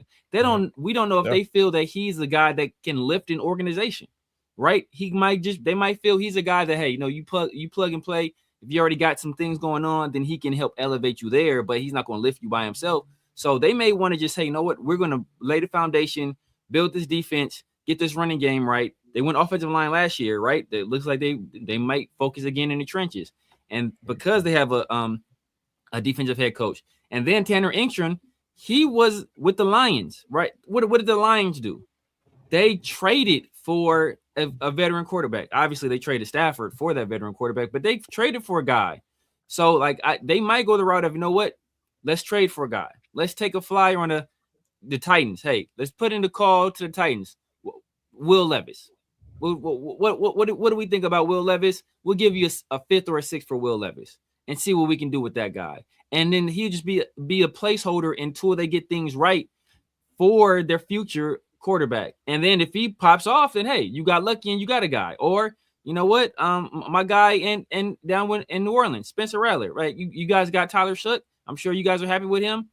What is it going to cost you to get off of Spencer Rattler? Or you know, any other young guys that haven't played? Malik Willis is probably the top free agent, but I'm not paying Malik Willis what he's going to probably demand on the open market after what he kind of showed with Green Bay.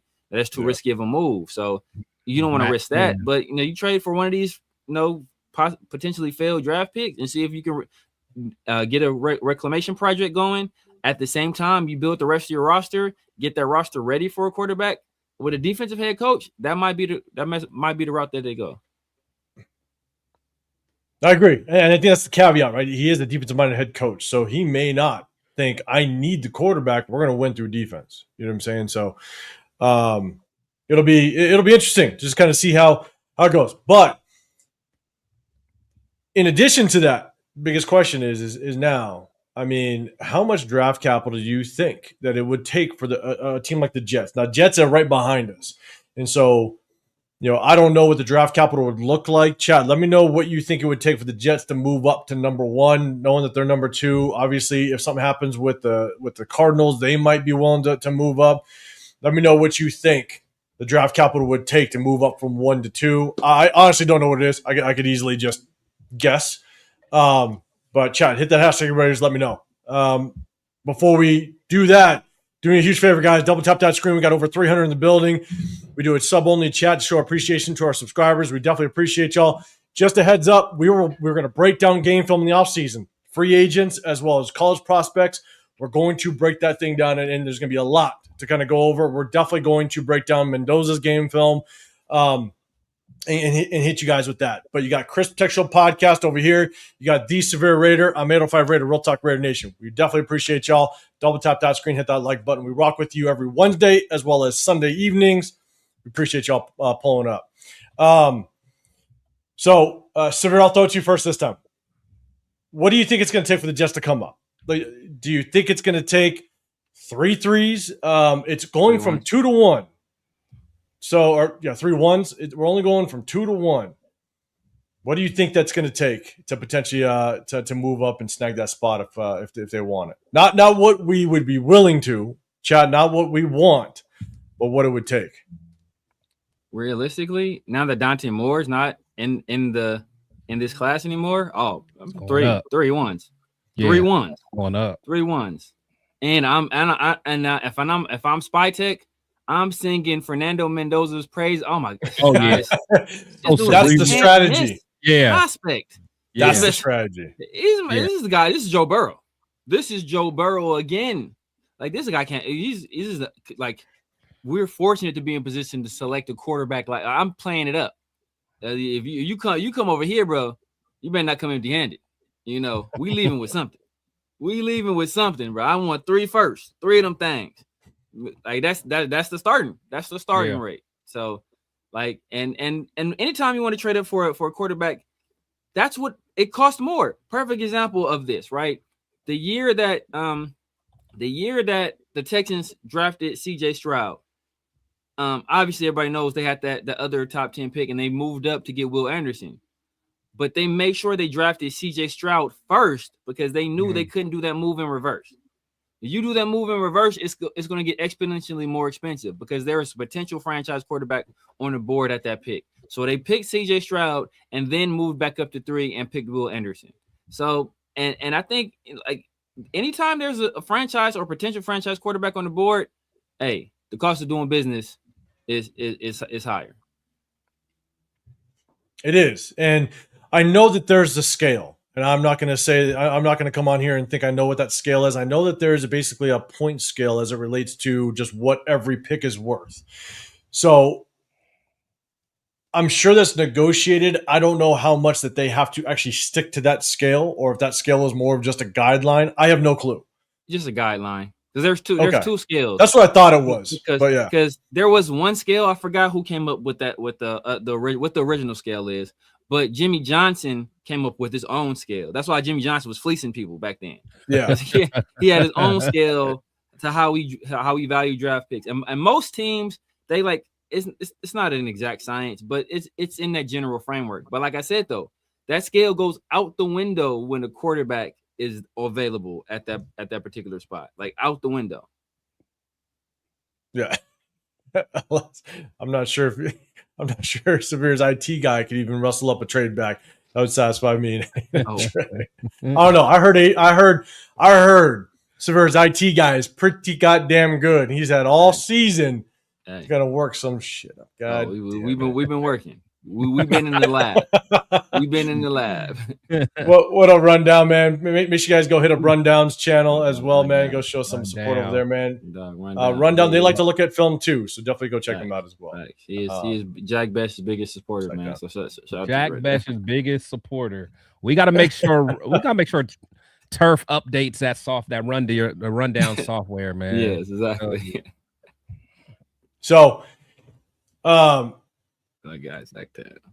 Yeah, honestly, given the fact that Dante Moore's out of the picture and there's a lot of question marks on who is truly the number 2 quarterback moving forward. Obviously, Ty Simpson's name is out there, but it really just depends on how you value that quarterback or your evaluation of the quarterback. Because if Trinidad Chambliss is there, do you take a risk on him knowing that you could sit him for a full year and just really develop him?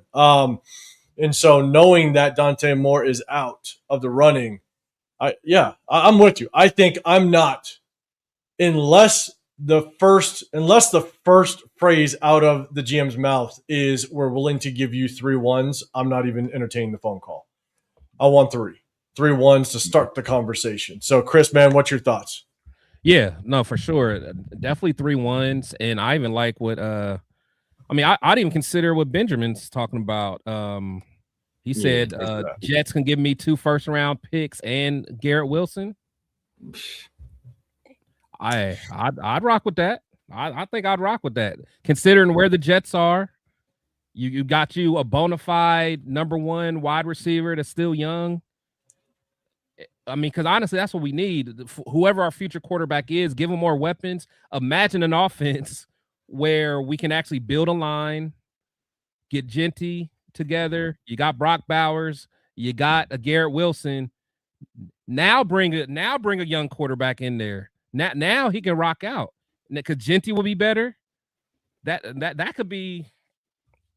I like Garrett Wilson. I do like Garrett Wilson as a receiver. I'd still I think 3 first-rounders would still have to be in the deal for me. Oh, but Garrett Wilson's a for sure. He is. Don't get me wrong, but I think need the quarterback. Like, I want the quarterback. I want to be able to have the draft capital. If we don't get a quarterback this year, you could obviously trade back. Maybe Chambliss is your guy or Ty Simpson, whatever it may be. I'm not saying it is. Chat, don't get crazy. But I'm just saying you still need to have that ability. If you don't get the quarterback in that first overall pick, I want as much draft capital, even if we mess around and win like 8 games next year and you find yourself at like pick 12 or 13, I want to have every single draft capital to move up to 1 if I needed to. So to me, I was like, man, I still think I want 3. I mean, you would, because the Jets aren't going to be that. They're playing the long game, so they're not going to be good next year. And as much as we love our team, we're not going to be good next year. We'll be in a perfect position to be able to strike to get a quarterback next year. Yeah, maybe. Where'd Severe go? Lost Severe for a second. We'll see. Well, nice. So there, his camera just went down. His camera went off. All right, Severe will pop back in. So I mean, D Keegan. So it's like I see it. I see everybody's like Mendoza equals Super Bowl within 3 seasons. Like I know that's the excitement. That is the excitement, and everybody is going to be basically saying he is the guy, and everything looks good. Everything looks right. You know what I'm saying? I don't know. It's we're not getting to that just yet. Rundown. Yeah, 3 1s, nothing less. For we have to basically swap Jets position to get a quarterback next year. And look, if you get 2, then you can move around if needed a little bit. Instagram Mendoza sweepstakes. 2026, 2, 16, 13, as well as 2027 Dallas first rounder. They should do that if they do. Are you saying from Dallas? So get Dallas's. Yeah, So if we yeah, trade sure. with Dallas, or no, the Jets, they have Dallas's Jets. first rounder. My bad. Yeah, they have The Dallas Jets got first Dallas's rounder. first 'Cause rounder. they're not going to give us their first rounder because they know they suck. So Yeah. they're going to give us the lesser of the two, which will be Dallas's. But man, 2, 16, 33, man, that's a yeesh. That's a You haul. still get 2? That's like a Man. mock draft simulator trade. That's what that is right there. Yeah. That's why I was like, that's not gonna happen. That's crazy. But hey, If they do it, because that's 2 firsts and that's 3 firsts in the second. That's great. That's crazy work though. That's crazy work. That's crazy work. I mean, you have to at least field that phone call. If you're willing to give up 3 firsts, you got to field that phone call. Yeah, Fernando Mendoza going to be working at T-Mobile. He ain't going to have nobody. Man, I was about to say that. They must think that dude's Peyton Manning. They must think, you know. Chad, let me know what you think about Archie Manning because he's asking, do you think we should go for Archie Manning in next year's draft? I haven't watched enough on the kid to know. People want him to be the guy so bad. Yeah, there's potential there, but I mean, first of all, are you going to be in position to draft him? You know, does he decide to come out? People thought he was coming out this year. Right. You know, so I'm like, he has a ways to go, man. He has a ways to go. He does. He does. Show Deuce, hashtag Raiders saying Jets can give us picks. Yeah, 2, 33, 44, and then 2027 first round picks for next year. We gotta, if we move, we gotta fleece somebody. I mean, we're set. You gotta set the foundation. Treatment. There's no Vaseline. Oh man. Okay. All right. Just kind of threw that down, guys. Let me know if there's anything else in the chat as you see it. I'm behind a little bit. I'm about I'm just a few minutes behind. Let me ask you this, Mr. Keegan. You keep talking about this Eli. It's like the second time you put that. How many Super Bowl rings does the Raiders franchise have, and how many does Eli Manning have by himself? Ree got 3. Eli got 2. 2. Hey, if we get an Eli Manning over here, I'm good. I'm good. I'm good. Give me 2 rings, bro. I'm straight with that. I'm straight with that. But would you be good with an Eli Manning minus Strahan and all them boys? Hey, AP, give me Eli. Justin Tuck. He win. If he won, he won. I don't give a damn what happened. He won 2 of them, and he delivered the goods when it mattered. He did. When it mattered, he did. That pass to Mario Manningham. People talk about that David Tyree one. That was nice. This wasn't good. That Mario Manningham pass, bro. Oh yeah. It's very few people in the history of the game that can make that throw. That's true. All right, so here we go. Chill right. To be honest, the value of the first overall picks dictated how many quarterbacks in next year's draft will teams value more than Mendoza. That's kind of what Chris touched on a little bit, as well as myself, basically saying, look, like there might be some quarterbacks in next year's draft that teams really like and they're willing to wait. And so let's see, money check. If you trade, if trading the first overall pick is so wise, you haven't more teams done. Then why haven't more teams done it? Also, when it has been successful for the teams who traded it away, the Bears. I mean, the Bears are probably, and they're in the playoffs. We'll see how far they go and how far it takes them. But so far, the Bears could be the probably best example so far. Yeah, I mean, outside of the Panthers, it ain't been that great for teams that have traded for it. And the Panthers, it was looking spooky for the Panthers for a little while. They messed around. They drafted Tedoroa, and it changed things for them. Yeah, and look, we'll see just kind of how they piece that together as well. What up, Jay? What's going on, man? Yeah. Good seeing you in here. I'm trying to think of people that guy. I think Jeff George was one. A team traded up to draft Jeff George. How'd that work out? How'd that work out for that team? They traded up for Jeff George. Rocky, who are the top offensive linemen, free agents? I know everybody's talking Linderbaum because we need obviously potentially a center. I don't know just yet. I'm going to start doing my homework. I'm starting to do some homework with some college guys, and so I don't know just yet, but we'll definitely tap into that. I don't know off the top of my head. Chris, any thoughts on offensive linemen just yet? Yeah, I was kind of looking at that the other day. Yeah, Linderbaum. Gosh, who else? It was another. Yeah, I have to look again. But even when I was looking at that, like I even him, like why I guess it depends on what's their priority. Is it this to get a big bag, or is it to go to a team and be able to compete? Like people all, you gotta remember they have to want to come to our team. So, everyone thinks, he's just gonna fall on their lap. I don't know, man. That's a hilarious comment. I don't know why that's so funny. The praise of the Lord at the end got me. Okay. All right. Just going to talk about that just a little bit. And that's kind of all the pertinent news as it stands right now as it relates to, obviously, the Raiders, as head coaches. Obviously, Dante Moore going back to Oregon was big because I think we all can agree. It makes that number one that much more valuable. Real quick, before we go to the next topic, Jason, 3 teams going 2-15 next year, going to be a real slump buster for a season because of presumed quarterback talent. There might be a lot of tanking going on next year. And so, okay. All right. Let's do this. Let's get to the awards. Okay, I'm going to go over to the big screen. We'll kind of go ahead and set it up. So, one thing that did drop. Father in the house, too. We did have one drop that the NFL, obviously, the NFL have their awards for the 2025 season.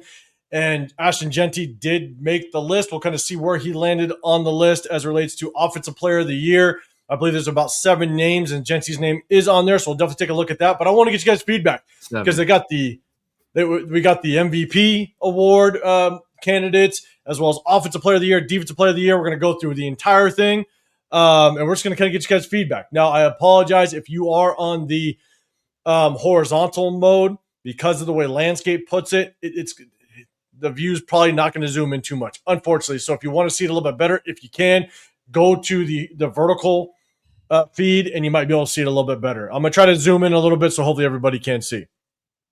Rod, guys, said Raiders, #Raiders, they won't trade back QB is a need and a business, a huge sell Mendoza jerseys. I hope they're not doing it just to sell Mendoza jerseys. But, yes, quarterback is a need for sure. Rick L, the Miami offensive tackle, is nice. I know I've heard a lot of people talk about him, so we're definitely going to tap into that guy as well, just kind of check him out. Okay, let me set this up. I am going to zoom in so everybody can kind of see it because the text is a little bit small. So, chat, I want your feedback. I want to know, what do you guys think? Who do you think is going to be the winner? Let's have a little bit of fun. We're going to go ahead and share the screen. If you guys can see it, I'll try to zoom in just a little bit more. Right, that's maybe better. All right. NFL. We got the votes, all right, but we got it ranked in. Let me know if you think that it's ranked properly or not. NFL MVP, guys, let me know. You got Matthew Stafford up top. You got Drake May underneath for NFL MVP. Trevor Lawrence, Caleb Williams, Josh Allen, Christian McCaffrey, Justin Herbert, Dak Prescott, Sam Darnold. Matthew Stafford got the most, and Drake May is in there with 22 points. Do you think Matthew Stafford deserves to be the NFL MVP? Chat, let me know. Chris, I'll throw it to you first, man. What is it? What do you think about this list? Yeah, I mean, honestly, Stafford, with the amount of touchdowns he threw, I mean, he went crazy from that standpoint. I mean, that's pretty spot on to me. I don't know, like Trevor Lawrence being third, that seems high. That seems high. He won like 12 games though. Yeah, I mean, because he got a very good receiver to help him out, towards the end. So, but yeah, I don't know. Trev's kind of high for me, but yeah, for sure. I mean, I think it's definitely a race between Stafford and Drake May, but I think that got it right for Stafford. Well, one thing I'm going to ask, because you got people, Dre, you're saying Drake May, Dan, Drake May, Dixon, you got Stafford for sure. You're all about it. I'd be really curious just what Jonathan Like on his last name over Taylor. with the Colts. Taylor. Jonathan Taylor. Yeah, man. Yeah. They did my boy wrong, man. Yeah, 'cause he was started up off there. killing it. Yeah, man. But what, your quarterback goes down, you're just not as well rounded as you can be. Obviously, you saw the struggles that they had a little bit. Now that 49er game, that first Phillip Rivers game, everything was kind of, it was still clicking a little bit and they were moving the football. But after that, with Phillip Rivers and stuff, once you become kind of one-dimensional, it's really tough. And so it would have been really interesting to see what Jonathan Taylor was able to do. Almost, it could have been another Saquon Barkley type of season, unfortunately, which is tough. It's sad not to see him on this list. I know. Severe thoughts on the list? Yeah, man. Lifetime Achievement Award goes to Matthew Stafford. He ain't. I don't think he's even been I don't think he has a top 3 finish as an MVP. So, for what that team did this year, and they were cheating. I won't say cheating, but they were spamming. They were making sure they inflated Matthew Stafford's numbers because I want to know how many touchdown passes for less than 5 yards Devontae has this year. Man, they'd be at the 1 yard line, and they throwing to Devontae for a touchdown, bro. Devontae, there's a game Devontae finished with 25 yards and 3 touchdowns. It was that London game. I think it was that London game. What kind of nonsense is this, bro? So, but that's Mike LaFleur. He hooked up your receiver, Jack Besh. That could be you. Not really, but but I'm giving it to Matthew Stafford, man. Like I said, Lifetime Achievement Award. Yeah, and I think he deserves it. You know what I'm saying? Just what he's done throughout this entire season. I think Matthew Stafford serves him right being up there for sure. But I do think there are some people in here. Obviously, Drake May has a defensive coach, but we now know Josh McDaniels. He's got a good offensive mind over there too, kind of helping out and coordinating that. So can't take that away from him. All right, let's do this. Yeah, fanboy, you got Drake May up there as well. Daniel MVP Gino. Oh man. Let's do this. All right, let's go down. We got offensive player of the year. You got Jackson Smith and Jigba at the top. Christian McCaffrey just below. Puka Nacua running third. Bijan, James Cook, Drake May, Derrick Henry, Jonathan Taylor. My dog dirty. Guys, let me know if you like this list. Do you think JCN deserves to kind of be at the top of the list? It's kind of weird that Drake May is so far down there when he was second leading in the MVP race. I don't know how that works. But, guys, let me know if you like this list. If you think another name should be on there. But, Severe, I'm going to throw it to you first. What's your thoughts on this list? Bijan should be number 2. And it's not even close, really. Bijan should be number 2, and it's not even close. It should be JSN because of what he did. I think he has the trifecta, if I recall correctly. If not, he's very close to having it. But it should be Bijan second. But yeah, other than that, I'm fine with it. I'll put JSN, Bijan, and then Puka. Christian McCaffrey had a year though. Yeah, but he ain't Bijan.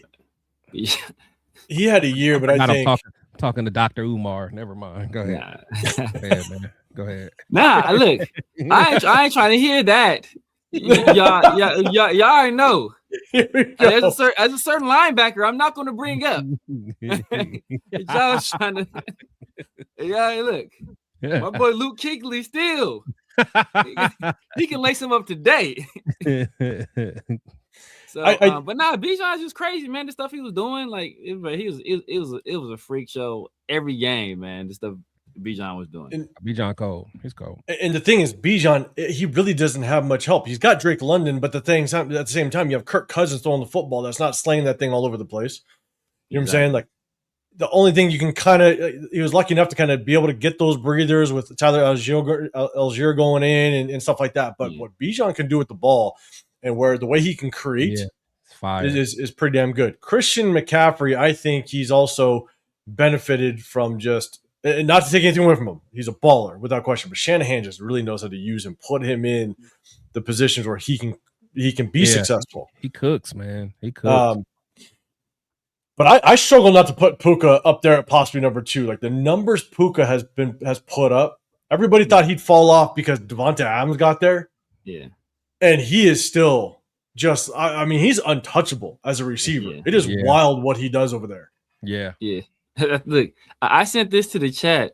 I know my dog ran down. He probably gone already. But I was talking to this. The game that Puka Nacua had against, I want to say it was the Seahawks. That he had 225 yards that game. 225 yards. You know how many yards Jack Besh has for the season? For the season. 224. Puka Nacua could have, he could have, I'm done. If they could have, it was a competition to who was going to have more yards. Puka Nacua could have had that one game and be like, you know what? I'm a rest. I'm good. And he would have still won that competition. That's how crazy he is. Yeah, and Isaiah, you're saying CMC just got that check down catches, man. Had him in fantasy football. I did too. He actually won me my fantasy football. Him and Puka Nacua, I had them both, which helped me out. But yeah, I think Shanahan does a really good job of just putting him in position to just find success, where Bijan has to do a lot himself. And so I put him up there, but man, not putting Puka. I would, in my opinion, I'd put Puka at number 2. That's where I'd put him. Chris, what's your thoughts on the list as a whole? I'm not mad at McCaffrey being 2, but yeah, it's tough, man. It's kind of like what do you value the most? Yeah, Puka, like you said, Puka was damn near unguardable. I mean, you just and you could tell like half the time Stafford, he didn't care if he was double teamed or whatever. He just still threw it. Yeah, like he wasn't like schemed open. He won his one-on-ones all game long, which was crazy. And I feel like, and didn't he miss some time too? Didn't he get hurt? He got hurt one game. It was only one game, but it was I think it was halfway through the game, so it wasn't too bad. Okay. So but yeah, I'm not mad at that list, but I could see the argument for wanting to move some of the other guys up. And it sucks for Jonathan Taylor because he started the season off so cold. Like I thought it was going to be another one of them seasons, man. Like you said, like a Saquon type season, but then he kind of fell off. And even Derrick Henry had his times, but them fumbling issues. But yeah, I'm not mad. I'm not mad with that. I can see that. But if you did move Puka up, I wouldn't be mad. If you move Bijan up, I wouldn't be mad. But me personally, I'd probably keep McCaffrey second, just because that 1,000 yards running and pat. I mean, he's just a true weapon. Yeah, and Raider Nation 510. You think you're talking about Travion Henderson? Don't worry, he's on another list. We're gonna get down to that other list. Don't you worry. You're gonna see that name pop up. Spoiler alert. Guess who? We're gonna get there. Don't worry.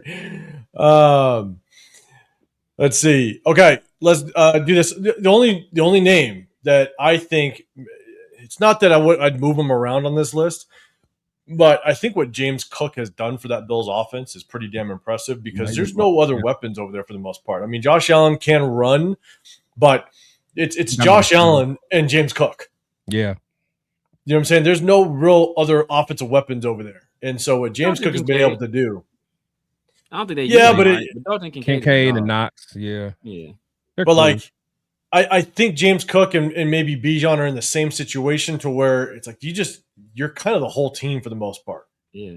But I'm not saying I'm moving him. I just put James Cook in a situation where you got to worry about other players for the most part.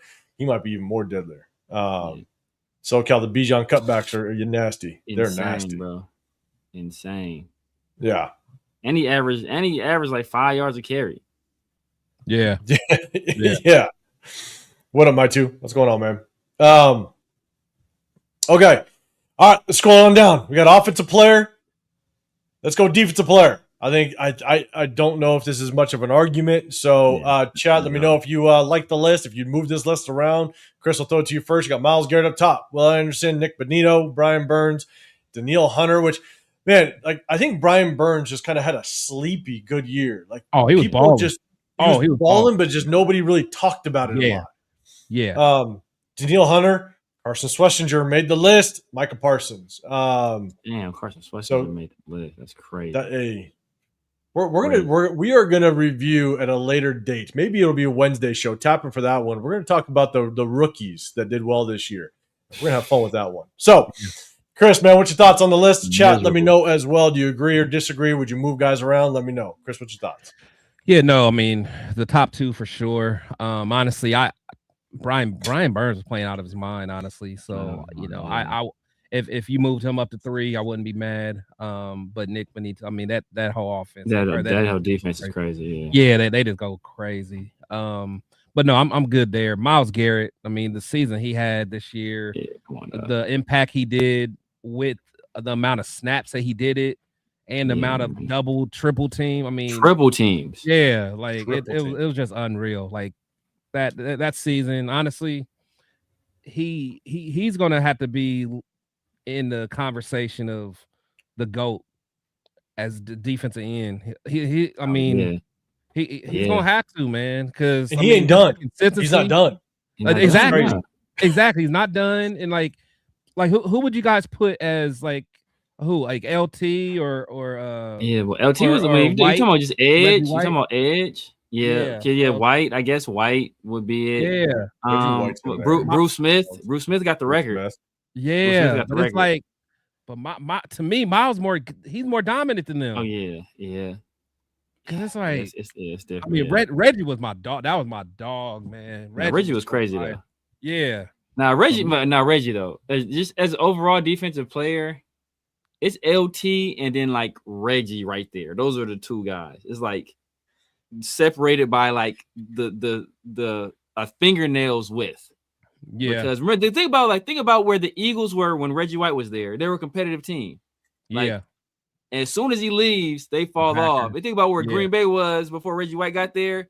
Yeah. As soon as he gets there, they win the Super Bowls. Yeah, they win the Super Bowls with the welfare thief.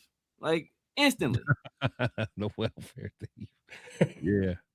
And shout to our chat real quick, because even when we bring up just defense, the name Tyree is never safe. Tyree's never goddamn safe with our chat, man. Shout to our chat. Unblocked Tyree needs to be up there. Yeah, I was about to say. Exactly. It has to be in parentheses. Tyree is crazy. Unblocked Tyree is a highlight reel, man. That's like the Hoodie Mello in the 2K game. He's like an unlocked player, man. Yeah, exactly. Oh man. Benjamin saying DeMarcus Ware. He's a bad man. He's a bad man. I forgot to mention it. I didn't get a chance to mention it. What game was it when it was an offensive the offensive lineman hurdled somebody when he got the ball? That reminded me of that was something that Thayer Mumford would have loved. I forgot what game was that. Was the Chiefs for us? No, of course it was for us. Okay. But I want to say it was they did a whole bunch of laterals at the end, and I just remember the big offensive lineman got the ball at the end and he hurdled someone. And I'm like, man, Thayer Mumford, sweet feet would have been in heaven. I mean, that big ass lineman hurdled. Remember that? I know somebody in the chat remember that. Oh, I don't remember. I don't remember that. I remember the last carry we was watching. I know Thayer Mumford was watching that with envy. Big man fumbled though. He was toting that thing. He fumbled it. He was toting that thing though. He was toting that thing. That was all right, big dog. I see you. But it was something else, man. It was maybe it was in the college game. But it was a whole bunch of laterals like at the end of the game.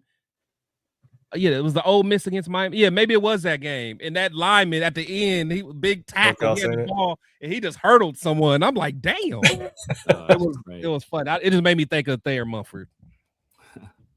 Shout out to my two throwing a super chat out to I don't know whose channel. I don't know either. Probably don't know. But to my guy, my two. Yeah, appreciate you, big dog. And Jonathan Studios LT changed the game, put respect to the game. Yeah, 100%. All these left tackles getting paid because of LT. Yeah. Ironically. He's never safe. Let's see. Rocky saying Max Crosby not being on this list is concerning. Yeah, he only missed 2 games, and so he's not even in the running. Yeah. It's like. Yeah, but like, I mean, look. It opens the conversation. But yeah, look, y'all want some extra picks? Opens that conversation, but hey, we'll have that conversation a later at day. The Copacabana. Unless I got robbed on Bowers last season at 13 plus 1,300. If they get me again, Henderson at 1,700. So 1,700 rookie. I think you have it. Jaden Daniels clearly, but I understand your feeling. But no, it was clearly Jaden Daniels last year. But I think you have 1,700 for Trevin Henderson to be was it offensive? Got it. I thought you had him as rookie player of the year. But yeah, offensive rookie of the year. Yeah, I think he had offensive rookie year. Okay, so it's still. I mean, we're gonna get down to that one. Eric Raider haters, what's going on? You know you're good when you get unblocked. Exactly. Tyree is so good. They're scared to block him. Just olay that man.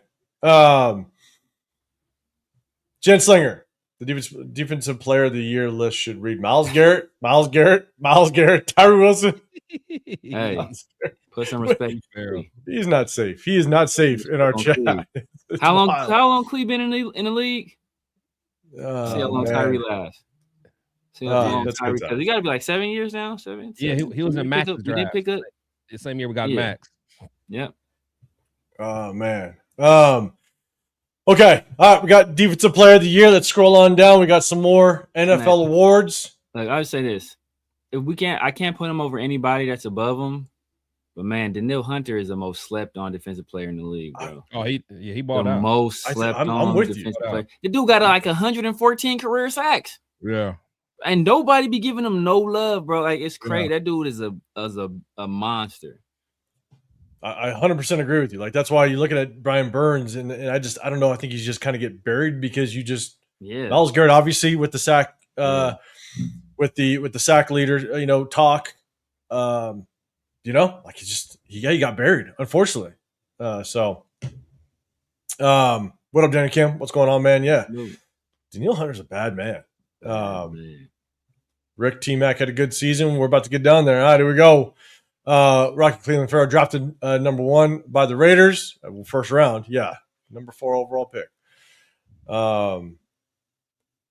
LS, we see what Jaden did fairly often. Bowers broke a record that was older than me with burger flippers at quarterback. Kyle Pitts put up 1,000 yards as a rookie, though. That's people like Kyle Pitts did it. At tight end, too. Yeah, but it wasn't. Yeah, Bowers went stupid, though. Yeah. The great Jaden took a team from number 2 overall to the where was the Raiders? Where was the Raiders at? Right back where the fuck we was. But he didn't break any records. You're right. He did not break any records. We put up 1,000 yards. Jaden broke all kind of records too. So all right, let's go. Offensive Rookie of the Year. Guys, let me know if you agree or disagree on the list. You got T-Mac up top. You got Tyler Shook just below. Travion Henderson, Harold Fannin Jr., Jackson Dargan, Mika Buka, Cam Ward, Ashton Genty. Made it with 1 fifth place vote, it looks like, and then Gray Zabel. So, guys, let me know if you agree or disagree with the list. We're going to talk about this one because there's a lot of people, and we're going to talk about the Defensive Rookie of the Year as well, that list coming up. And let me know your thoughts, chat. Let me know if you agree with the list or if you would shuffle some guys around. Severe, I'm going to throw it to you first this time. Which thoughts of the list? Man, I love what Tyler Shook did, but the sample size, I don't think it was enough for you to say Rookie of the Year. But when he played, though, he was clearly – I want to say clearly, though, because he was the best rookie quarterback. Him and Dart were the best guys. But Dart, if Dart wouldn't have got hurt. Exactly. If Dart wouldn't have got hurt, I think Dart probably runs away with this. Yeah. Teteroa, everybody knows Teteroa is my guy, at wide receiver this past season. Nobody wanted to draft him 6th overall. They let some catfishing ass like video, like secretly recorded video, try to like come the hell on, bro. When he was a freshman, he doesn't love football. Look at him. He said he says he doesn't like homework. He must be stupid. Like no, who likes homework? Who likes extra work? Nobody does. But you do it. Yeah. You do it. You don't necessarily love it, but you do it, especially when you're 17, 18 years old. I would put Travion, I think. But see, it's hard because Travion was the number 1 guy. It got to be Teteroa. I think I'll stay with the order. Only thing I would change is that I'll put Gray Zabel over Ashton Jeanty, but I would keep everything else the same. But Gray Zabel behind Ashton Jeanty is rivalry. Gray Zabel way better at his position than Ashton Jeanty is at his, bro. Way better. There was a stat of all the people in the NFL that had more than was the qualifying with 240 carries. Ashton Jeanty was dead last in yards per carry. Gray Zabel, free Gray Zabel. Free Gray Zabel. I think what's impressive though is that Gray Zabel even is on the list. I mean, I don't know how often linemen actually make the list. Yeah. Typically, you got quarterbacks, receivers, running backs, stuff like that. Shout out to Gray Zabel for even just making the list. Just kind of goes to show, just look how well he performed without question. And Pigs, to your point, right? You're saying Zabel's interesting. McMillan was my guy. To Chris's or to Severe's point, I think a lot of people got caught up in just that video when he was a freshman and stuff like that. And we were the first ones to come on here and basically say, look, like he's a freshman when that video was done. Like, stop. But I know a lot of like the bigger content creators, they made a big deal about it just to kind of make a big deal, So that video was crazy. So Chris, thoughts on the list? Yeah, to me, I don't know how Junkins doesn't. Oh my goodness! Yeah, I don't. Christmas miracle. I don't see how Junkins don't make the list. That's wild to me. Because honestly, for most of the season, he was a leading. I mean, he was out rushing everybody. As far as the rookies go. So, yeah, and Jeanty, I mean, it's just, yeah. To me, with Junkins not on there, I don't get it. Dart, with him getting hurt, I kind of understand, but to me, Dart made the most impact while he was playing. And then McMillan, he balled out. I was wrong about him. He balled out. He did his thing. So I think I have a little bit of an issue with Dart where he's at. I think Emeka Buka could probably go above him, just the impact he had for the Bucks when Mike Evans went down. Yeah. He was the clear cut number one, and he was the only one because Chris Godwin was gone too. Yeah. And so he was literally a rookie having the only attention against defenses, and for him to literally be probably the second, he is without question the second best rookie receiver out of this class. Yeah. And I just like Jackson Dart was good. Don't get me wrong, but I think he gets that spot because he was the quarterback. But he got to think he lost his number one receiver and running back. Like he literally had to do it by himself. Literally. No, I agree. But he had such. It's like he had such up and down games, and I know I talk about quarterbacks having up and down games. He's a rookie, so.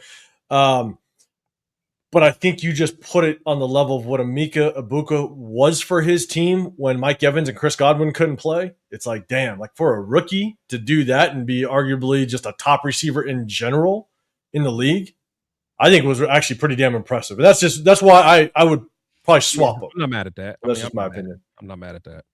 Yeah.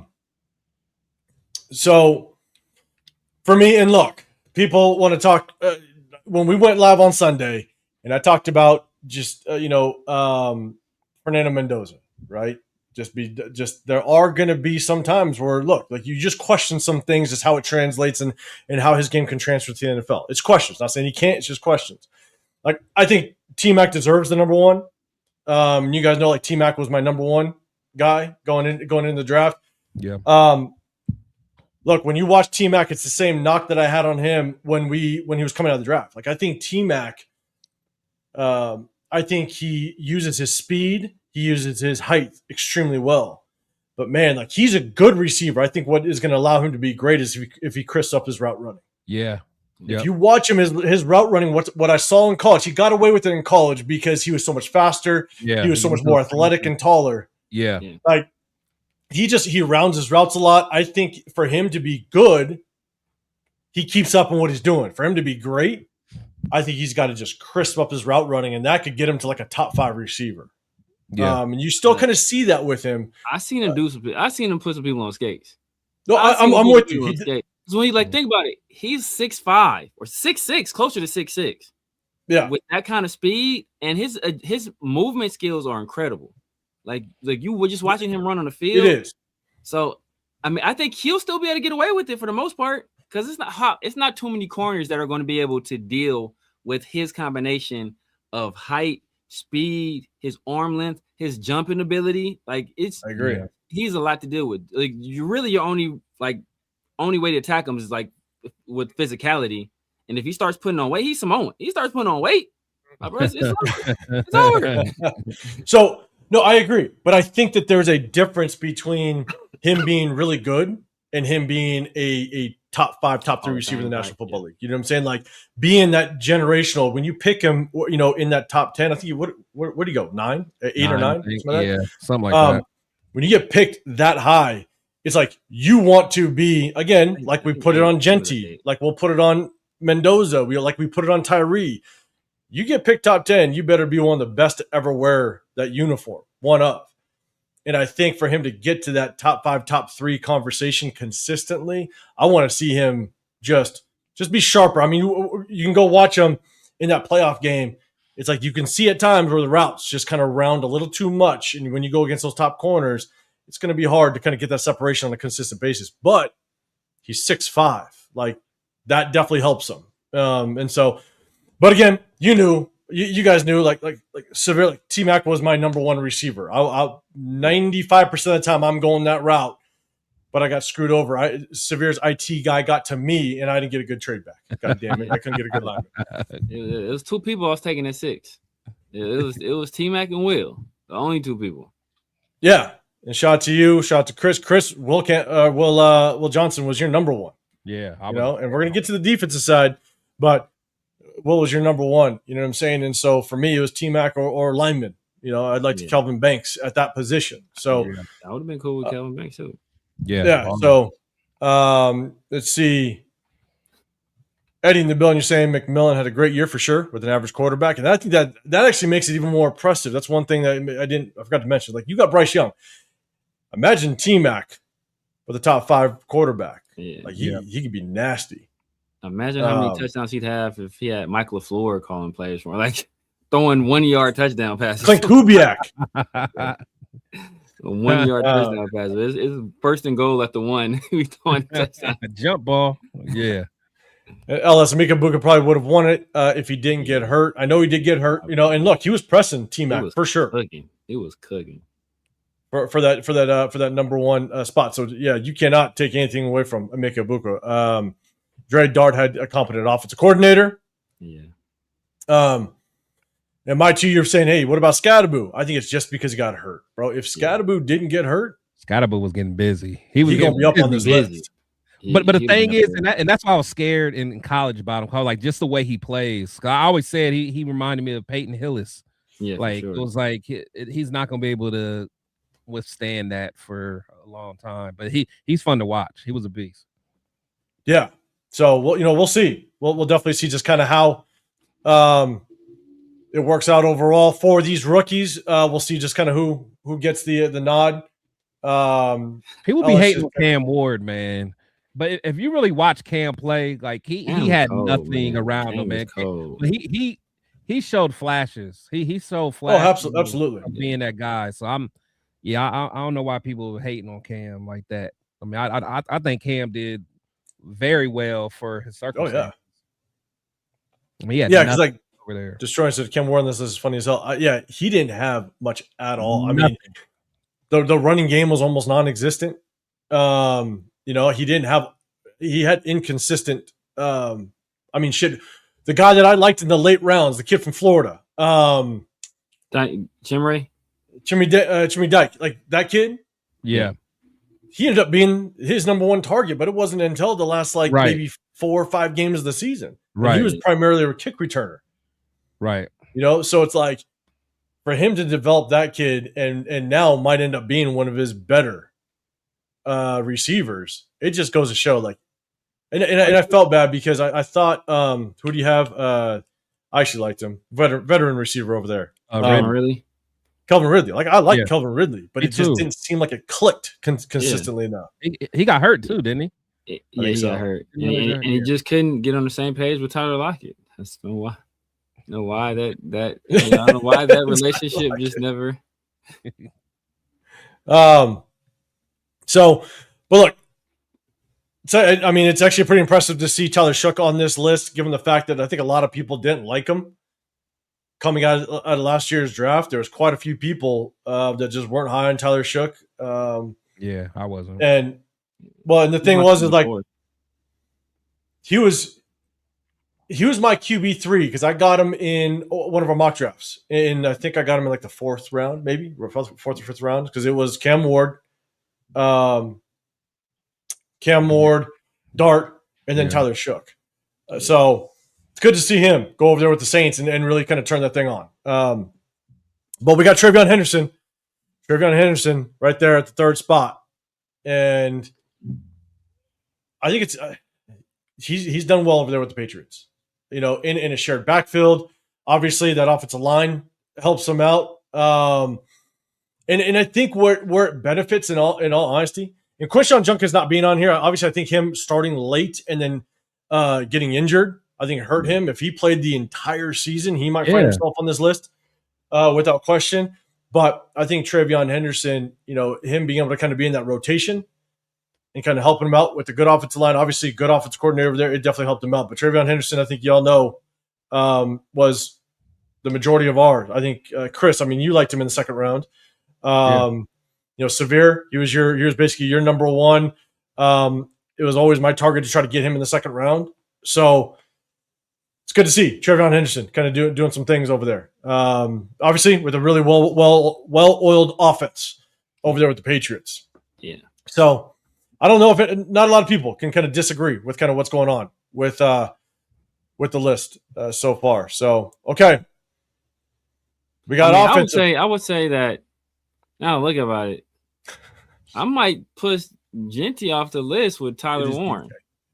I might push him off the list with Tyler Warren. Tyler Warren was cooking at first. Tyler Warren, he was cooking at first. He lucky. He lucky. What you call it? Didn't start getting busy till late. Who? Loveland went this year, right? Loveland was rookie this year, right? Yeah. So he lucky. Loveland didn't start getting busy till late. He would be completely off the page. Tyler Warren. I mean, I know he's doing really well. I didn't know how well he was doing. I didn't really track him. He started off hot. He kind of tapered. He's like Jonathan Taylor. Like he tapered off once the team stopped having success at first. Yeah, they were the last. He was getting carries. He was like running. Oh yeah, he was on everything. He was doing in college. He was balling. So, all right, cool. Let's make this thing work. Let's go down to defensive Rookie of the Year. Let me know if you guys agree with this list or not. You got Carson Schwarzenegger at the top of the list. Kind of run away with it a little bit. You got 23 votes. Nick Emenwari from the Seattle got 18 votes. James Pierce Jr., Xavier Wash, Shahad Campbell, Abdul Carter, and Jonas Sanker getting one vote on there. Jonas Sanker, he was that corner. Yeah, I think so. Yeah, I think he was the corner. So, guys, let me know what you think of the list. Hit that hashtag Raiders. Chris, I'm gonna throw it to you first this time. What's your thoughts on the list overall?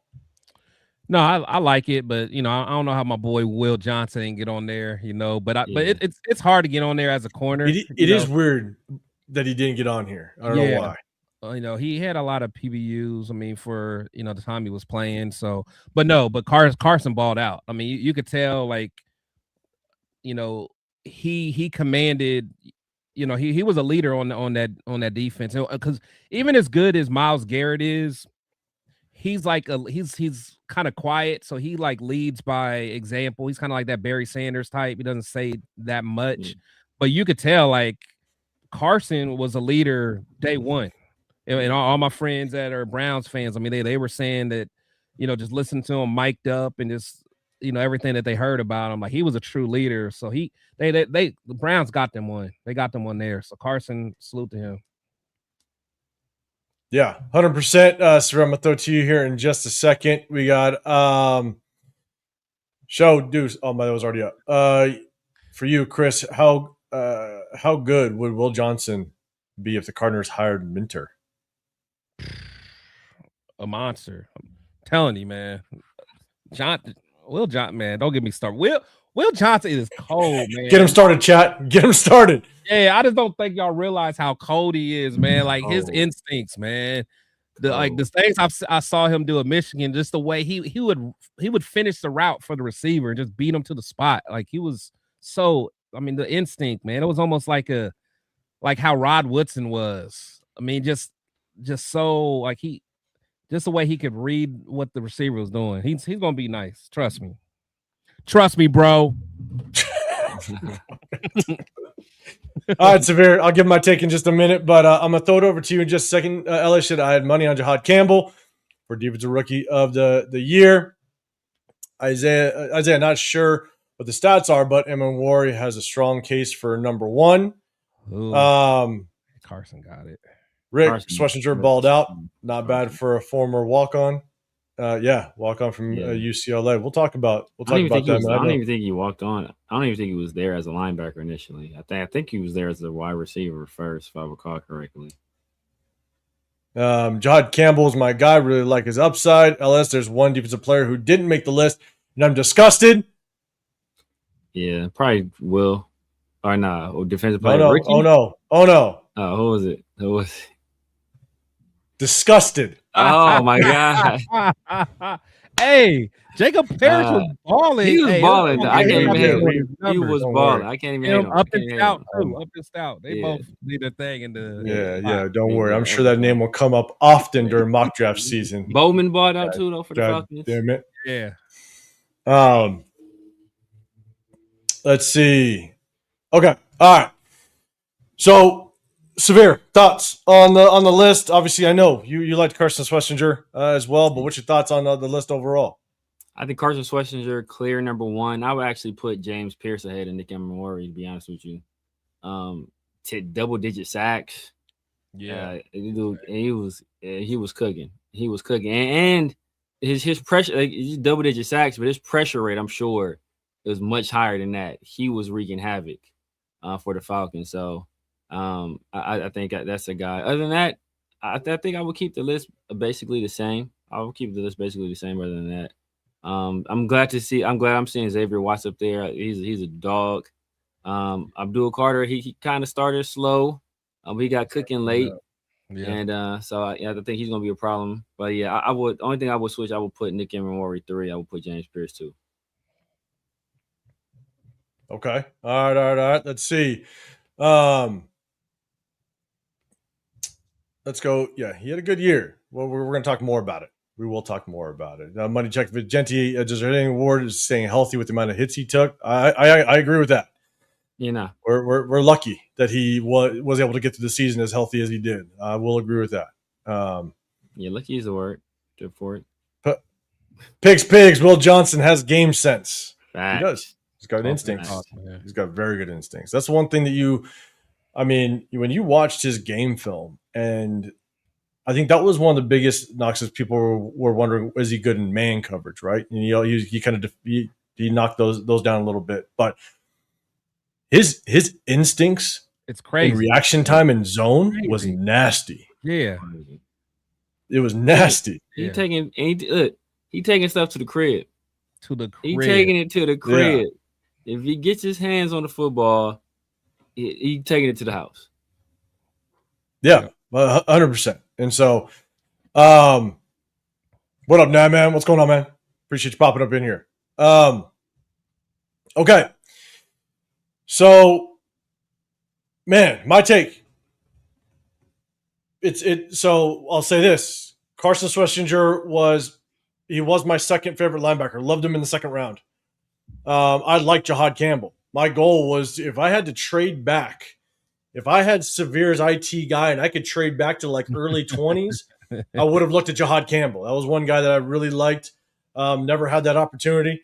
But Carson Schlesinger was my second favorite linebacker in that class. Severe and I had a conversation over at Barcode Burger, before the draft, because I was like, hey, you're a UCLA fan, man. Let me pick your brain about this kid because he looks damn good.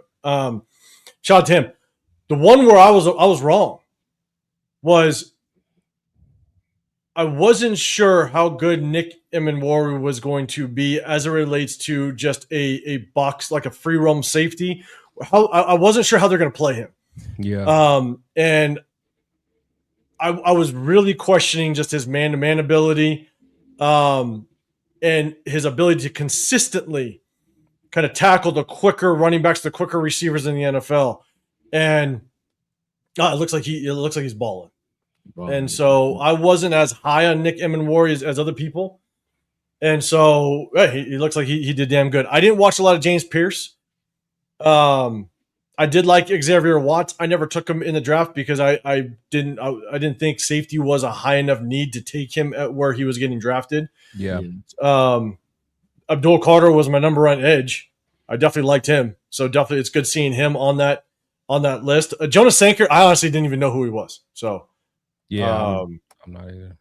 Yeah, I was lost on that one. But Carson Schlesinger, man, it's good to see him on there. Nick Emenwari, again, definitely proved me wrong in some areas. But it's good to see both Jahad Campbell and Abdul Carter, guys that I really liked in that draft. Look, I think that's – we got comeback player of the year. I don't know if we want – maybe we'll just look at it. But let me go through the chat real quick. Cobain, you got Xavier Watts. Yeah, I liked him. I didn't like drafting a safety that early based on what our safety room looked like. So many more needs. Yeah. Yeah, I was saying. I think Chris ended up taking him in one draft at least. Yeah, because he dropped. Yeah, he dropped in one. Because I think I'm not as high on. I wasn't as high on what's his name as you guys. Yeah. So I was like, yeah. I was hoping Pete was going to do work with Palomar, but obviously Pete would do a damn thing with anybody. So yeah. With anybody. With anybody. Raquel, I think at least when you're talking to this panel, you said, would you guys prefer T-Mac and Henderson over Gentee and Besh? Oh, bro, that's not even close. You new here, man. Ask any NFL GM who would they prefer. You got two guys who are in the top 3 or top 4 for offensive rookie of the year, and you got a guy whose yards for the entire season was eclipsed in one game by Puka Nacua. One game. If for the record, none of us wanted Gentee. Yes. Or Besh. Or Besh. Yeah. Or Besh. We said this clear before the draft, too. Exactly. Documented. And I think what makes it even more difficult is it's like you could question whether you get T-Mac because we didn't address the offensive line in the offseason the way that we should have. So it's like it sucks to be put in that position. If we would have addressed the offensive line properly, then maybe Henderson could come over here. And it's not to say that Henderson would have blown the top off in the backfield. He still would have been running behind a bad offensive line, which would have sucked. I think he would have had probably more explosive plays because I think he's just a shiftier running back. And I'm not saying it would be a lot more explosive, but I think he would just have more explosive plays. Look, I can't disagree. Don't get me started. I can't disagree. About that earlier, man. We just talked about that earlier. Okay, so you guys talked about it. Leo Cheeto Linus, he can confirm. We're sitting next to each other with Lunatic and Fu Chris. Mm-hmm. And as soon as we picked them, I looked over. I was like, hopefully I am wrong or he's just a story. And I hated saying it, but I'm like, I hope it's not just a story. Yeah. And it sucks. I mean, it sucks. It's a tragedy what happened, but yeah, if his brother doesn't die, he's going in the 4th round. Exactly. Yeah, Johnson Studios, you said Will Johnson's has a knee that was flagged to all teams. Yeah, and that's why he dropped. Yeah. But I think our guy Chris over here was pounding the table. Yeah. The moment he started dropping, you're just like, man. Bro, when I saw him in the second, sitting there. Yeah, when I saw him, I couldn't believe it. Bro. After we took Gentee, I was like, bro, if we can get Will Johnson out, all is forgiven. Yeah, all good. Is forgiven. Yeah. That's like when we drafted Trayvon Merrick after picking Leatherwood. I was like, all right, cool. Like, I don't want the Leatherwood pick. Yeah, well, cool. Yeah, I was like, all right, I'm good. We're good. It would have been that for me. But then we traded back. I was like, oh, you traded back. And then the Cardinals swooped it. I'm like, these dudes. Yeah. I was so hot. We're not going to look at comeback player of the year. We'll get into just chopping up with the chat for a second and getting some questions. Jonathan Studios, you're saying Armand Membu and Jonas Savanea. No, a lot of people liked Armand Membu, and he did well. He did well this year. He did. Can't take anything away from the kid. I was pissed with Jonas Savanea, to be honest. I mean, Miami traded up with us to take him. Yeah. And that was my guy. That was my guard in the second round. I'm sitting there going, Arizona. Time to take him. And all of a sudden, bang, Miami trades up with us. And they take Jonas Savanea. I was so pissed. Yeah. Show Douche, you're saying, quick question, how do we satisfy the Rooney rule? Or is it only the Giants that have satisfied that rule? We've interviewed Vance Joseph. Vance. Oh, he already interviewed. I'm almost positive we've already interviewed him. Yeah, could be wrong, but he's on the list. So we interviewed him last week, right? We interviewed him already. Yeah. What about that passing game coordinator for the Rams? Is he? I know we requested it, but I don't know if we interviewed him. Yeah, I'm not sure. I don't know if we interviewed him. Yeah, I don't know. I don't know if we. I think Isaiah is saying it. Hold on, let's see. Isaiah is saying we satisfy the Rooney rule. Okay. Rebel, you're looking at the list. You're saying how's Eric Stokes not the comeback player of the year? Not in the comeback player on the list. Or there was some people I would take it off, like Phillip Rivers. Like I would take it. Phillip Rivers shouldn't be on there. I don't think Stokes played. I'll show it one more time. I don't think he played that well to be up there. Yeah, Phillip Rivers shouldn't be up there. Stephon Diggs should definitely be up there. Stephon Diggs should be up higher.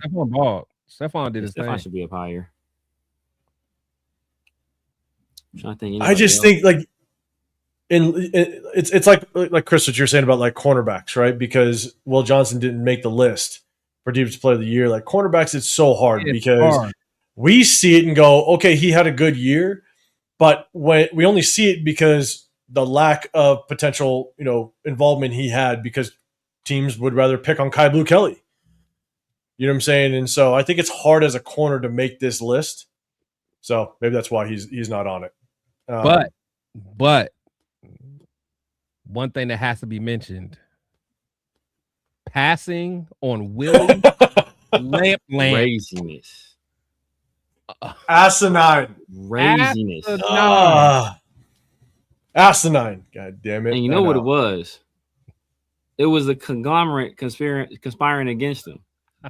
It was a conglomerate conspiring against him. That's what it was. Oh, man. Oh, really? God. I'm going to keep my eye on him, man. I'm telling you, man. We have to. He was the Eagles, right? He was the Eagles? Yeah. He went from Rams to Eagles. Rams to Eagles, man. What do those franchises have in common? Exactly. Right. Exactly. Oh, right. God. And the Eagles did some underhanded stuff to snatch him. And the Rams were hot. They were pissed off about getting swooped for an undrafted. Bro, come on, dog. Yeah. They tried to tuck him away. Oh man. And Show Ray, I just have just one response to this. Like I agree, right? That's the hard part about understanding how you evaluate players in the NFL at times, because a lot has to do with where they go and the support they have, right? T-Mac coming over here may not have looked as good at all with Geno Smith throwing the football, right? Trayvon Henderson, maybe not. He wouldn't have looked as good here than he did at the Patriots. But the thing is that it may have made our evaluation look bad. That's the hard part, right? Because as much Trayvon Henderson, again, I believe would have had more explosive plays. Just how much more, and would it justify maybe where you picked him? Who knows? That's the hard part. He would have got more carries here too, though. That's the thing. He didn't get so. The main thing I would have worried about him was would he have gotten hurt? That's what I would worry about. Right, with our offensive line for sure. But the reason why I think he would have been more productive is because you would not have used him the same way as Genty. You would have got him out in space so much. Oh, yeah. You know what I'm saying? Like you would have used him so differently because he's not that just between the tackles, runner. And so I think he would have had more success. Again, I'm not saying a lot more, but just more success because we would have used him completely differently, and he's a much better runner in open space. Yeah, fact. So I think that's why he would have been he would have had more explosive plays than. Oh, that's a good one. That's a good one right here. Comeback player of the year. Oh yeah, Javonte Williams. But see, I don't think they give credit to people that was just like mid and then be good. Yeah. Like I think you got to be like hurt or something, or like have a really down year or something like that. Like, don't come back player of the year. That's wild. And Riot said Sylvain was bad. So what happened with Jonah though? There were some times where you had some tough games, but the one thing to keep in mind is they kept switching him from guard to guard. They actually moved him positions. And swapping from left to right guard is not easy at all, going from one side of the line to the other side of the line. And that's what they kind of did with them kind of towards the tail end of the season or the beginning of the season. And then he kind of solidified himself kind of towards the last, I'd say like 6 games or so. But they moved him around. And that's one of the worst things you could do. Look what happened with us. It's one of the worst things you could do with offensive linemen is just constantly swap them around. And that's what they did with them, unfortunately. And so I think next year is going to be a real good indicator just how good Jonas Savaiinaea can be. So just keep that in mind. That's why there are some games where he looked rough because, man, they kept swapping him. Yeah. And so let's see. Nabman Panthers love Travion Merrick. Yes, they do. The question is would you pay that much money for him? And I think that's the argument, unfortunately. Yeah, he just costs too much. I mean, and you had other free agents you probably would have run to prioritize that I wish we would have kept back, held on to outside of Morrig. So, all right. So look, that kind of sums up. That's kind of what we wanted to go through the entire show, man. We appreciate everybody rocking with us. And so at the end of the day, we kind of went through the updated head coaching news. We talked about Dante Moore. We talked about the NFL awards. One big question and what we might tap into on Wednesday is really evaluating kind of the rookie class, right? Evaluate our own rookie class. They also, ESPN drops the All-Pro rookie draft class for the year. We'll take a look at that and just kind of see how everything panned out. Obviously, I think there's some names that we really liked on that list, so we'll take a look at that. But we are going to very soon start jumping in to the college prospects as well as the free agent prospects, and we're gonna have a little bit of fun doing that. So before we get out of here, man, definitely double tap that screen. But let me say what's up to my guys. Let my guys let them know what they got going on. So Chris, I think you're still doing your show with Dub, man. You guys dropped one last weekend, man. It's a fire show. Let everybody know what you got going on. Yeah, man. Yeah, just working my boy Dub, man. Make sure you guys follow him on YouTube, man. We drop every weekend. It was definitely a good show. Crazy thing is I was kind of talking a little bit bad about old Mendoza. Then he came out and started balling. So, but I did record that before the game. But no, yeah, definitely check that out. Protect the Shield podcast. Again, I'm at some point I'm gonna start doing my own content again. I'm thinking about bringing back Fan Talk Friday. I mean, I think that's what these Raiders streets need. No, Batman. I think that's what the Raiders streets need. You hung up the cow, Batman. You can't get it. I hung up. I hung up my cape and your cape and your cow. Shout out to my boy Turf and them. They didn't messed it up, but I'm bringing it back. I'm reeling it back, man. I'm gonna be the comeback player of the year, man. That's what I'm talking about. We need that back with Chris. That's what we need. Work. Fan Talk Fridays Without just be question. lit, man. Fan Talk Fridays just be lit. We about to get it back. I think that's how I started watching. I think your content back in the day before I was doing this whole YouTube thing was the Fan Talk like Friday. Yeah, that was. I think that's what brought the Zima comment. Was your Fan Talk Friday? Yeah, that was a good one. That was a good one. I like. Don't put that out there. God damn it. Severe man, let everybody know what you got going on throughout the week. You guys know what it is, man. The Severe Raider here on YouTube, Snapchat, TikTok, X, IG, everywhere. The Severe Raider. Holla at your boy, man. Sundays and Wednesdays in the Raider War Room. My guys, Chris from Protect the Shield and 805 Raider. Tuesdays and Thursdays, the 50-50 show and Around the Shield with my guy PharoahNFL, man. Tap in with your boy. Make sure y'all hit the like button on all 3 channels. Make sure y'all hit the notification bell in case YouTube try to hate on us. Make sure y'all hype the video. That's another thing, man. If y'all haven't done that, that really helps us, push us in the algorithm as well. So make sure you hype the video and get at us in the comment section, man. I'm always, shooting breeze with people in the comment section, man. If somebody has a substantive comment, I usually respond, man. So holla at your boy. Yeah, man. If you don't know, like, of the 3 up here, Chris is the OG in this. I'm telling you. Sure. Chris is the OG in the content creator world with this crew. So hey, you got to pay respects to that. I don't know, man. I mean, Severe has a video that's like a year before mine, I think. Yeah, my Tyree video. Well, was it? You did a Tyree video in your car. I remember. I saw that one. Yeah, that was my very first video. Chris, I think you were on before that though. That was your first one, though, Severe. That was my first ever video. Yeah. Okay. Tyree, okay. Yeah. No. Actually, you know what? My first video on YouTube, I made a video saying Damon Arnett was trash. Just a single video. That was like a 3-minute video. That was like a 3-minute video. that was lost in space right now. Yeah, that was lost in space. Yeah. Hey, shout out to T4 Grabs, man. Appreciate you rocking with us, man. We're definitely gonna hit you up for sure, brother. Appreciate you rocking. Check out my boy on IG, man. Check out T4. Yeah, 100%. Yeah, that's my guy, man. Anyone that wants he made me a fire shirt, and I gotta admit I ain't wore it yet because it was a Genty shirt and Genty done pissed me off, so I ain't even wore it yet. But I saw it on his page too. It was. Huh? I saw a page. I think like he had one on his page. I was Genty. Oh yeah, the shirt is fire. I was like, that shirt clean. The shirt fire, but then ain't gonna never be on my back. Like, I ain't wearing this yet, man.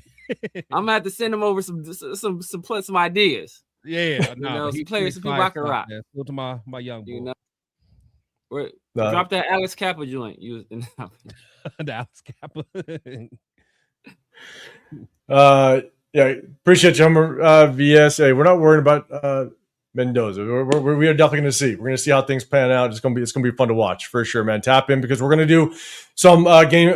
We're going to do some game film of Mendoza. All right, obviously that's going to be the hottest topic going into the draft, and so we're going to break down a lot of Mendoza game film and just kind of give you our takes and give you the opportunity, man, to give us the feedback. That's why we do it live, and that's why we have fun doing it. So, man. Yeah, for sure, guys. Make sure you go over and hit up. I'll make sure you have some unreleased Alice Capites. Jesus Christ, man. Charles Grant, Charles Trent Williams Grant. That's what I wanted to say. Yeah, okay, all right. We can take this off now. Jesus Christ, what up, Martinez? We're just getting out of here, but man, I appreciate you popping up in here real quick. But guys, hey. If y'all don't know, I'm 805 Raider, Real Talk Raider Nation. Appreciate you rocking. I rock out with my guys, Raider War Room. We go Wednesdays, as well as Sundays. We break down game film throughout the entire season, but we're going to break down game film throughout this entire offseason. College prospects as well as free agents. So tap in with that. Again, gives you the opportunity to give us your feedback on what we're kind of showing on the screen. So we appreciate y'all, man. Hey, make sure you guys double tap that screen. Good night. Stop it. We're getting out of here. I can't. Hey, remember, if you're in horizontal, the image stays up. Rock with us because we're going to shut this thing down. We appreciate y'all. We're going to get out of here. Have a great, we appreciate all the super chats, the subscribers, the members, everybody. We appreciate y'all. Tap it with us. We'll see y'all on Sunday. We're out of here. I'm Freak Black.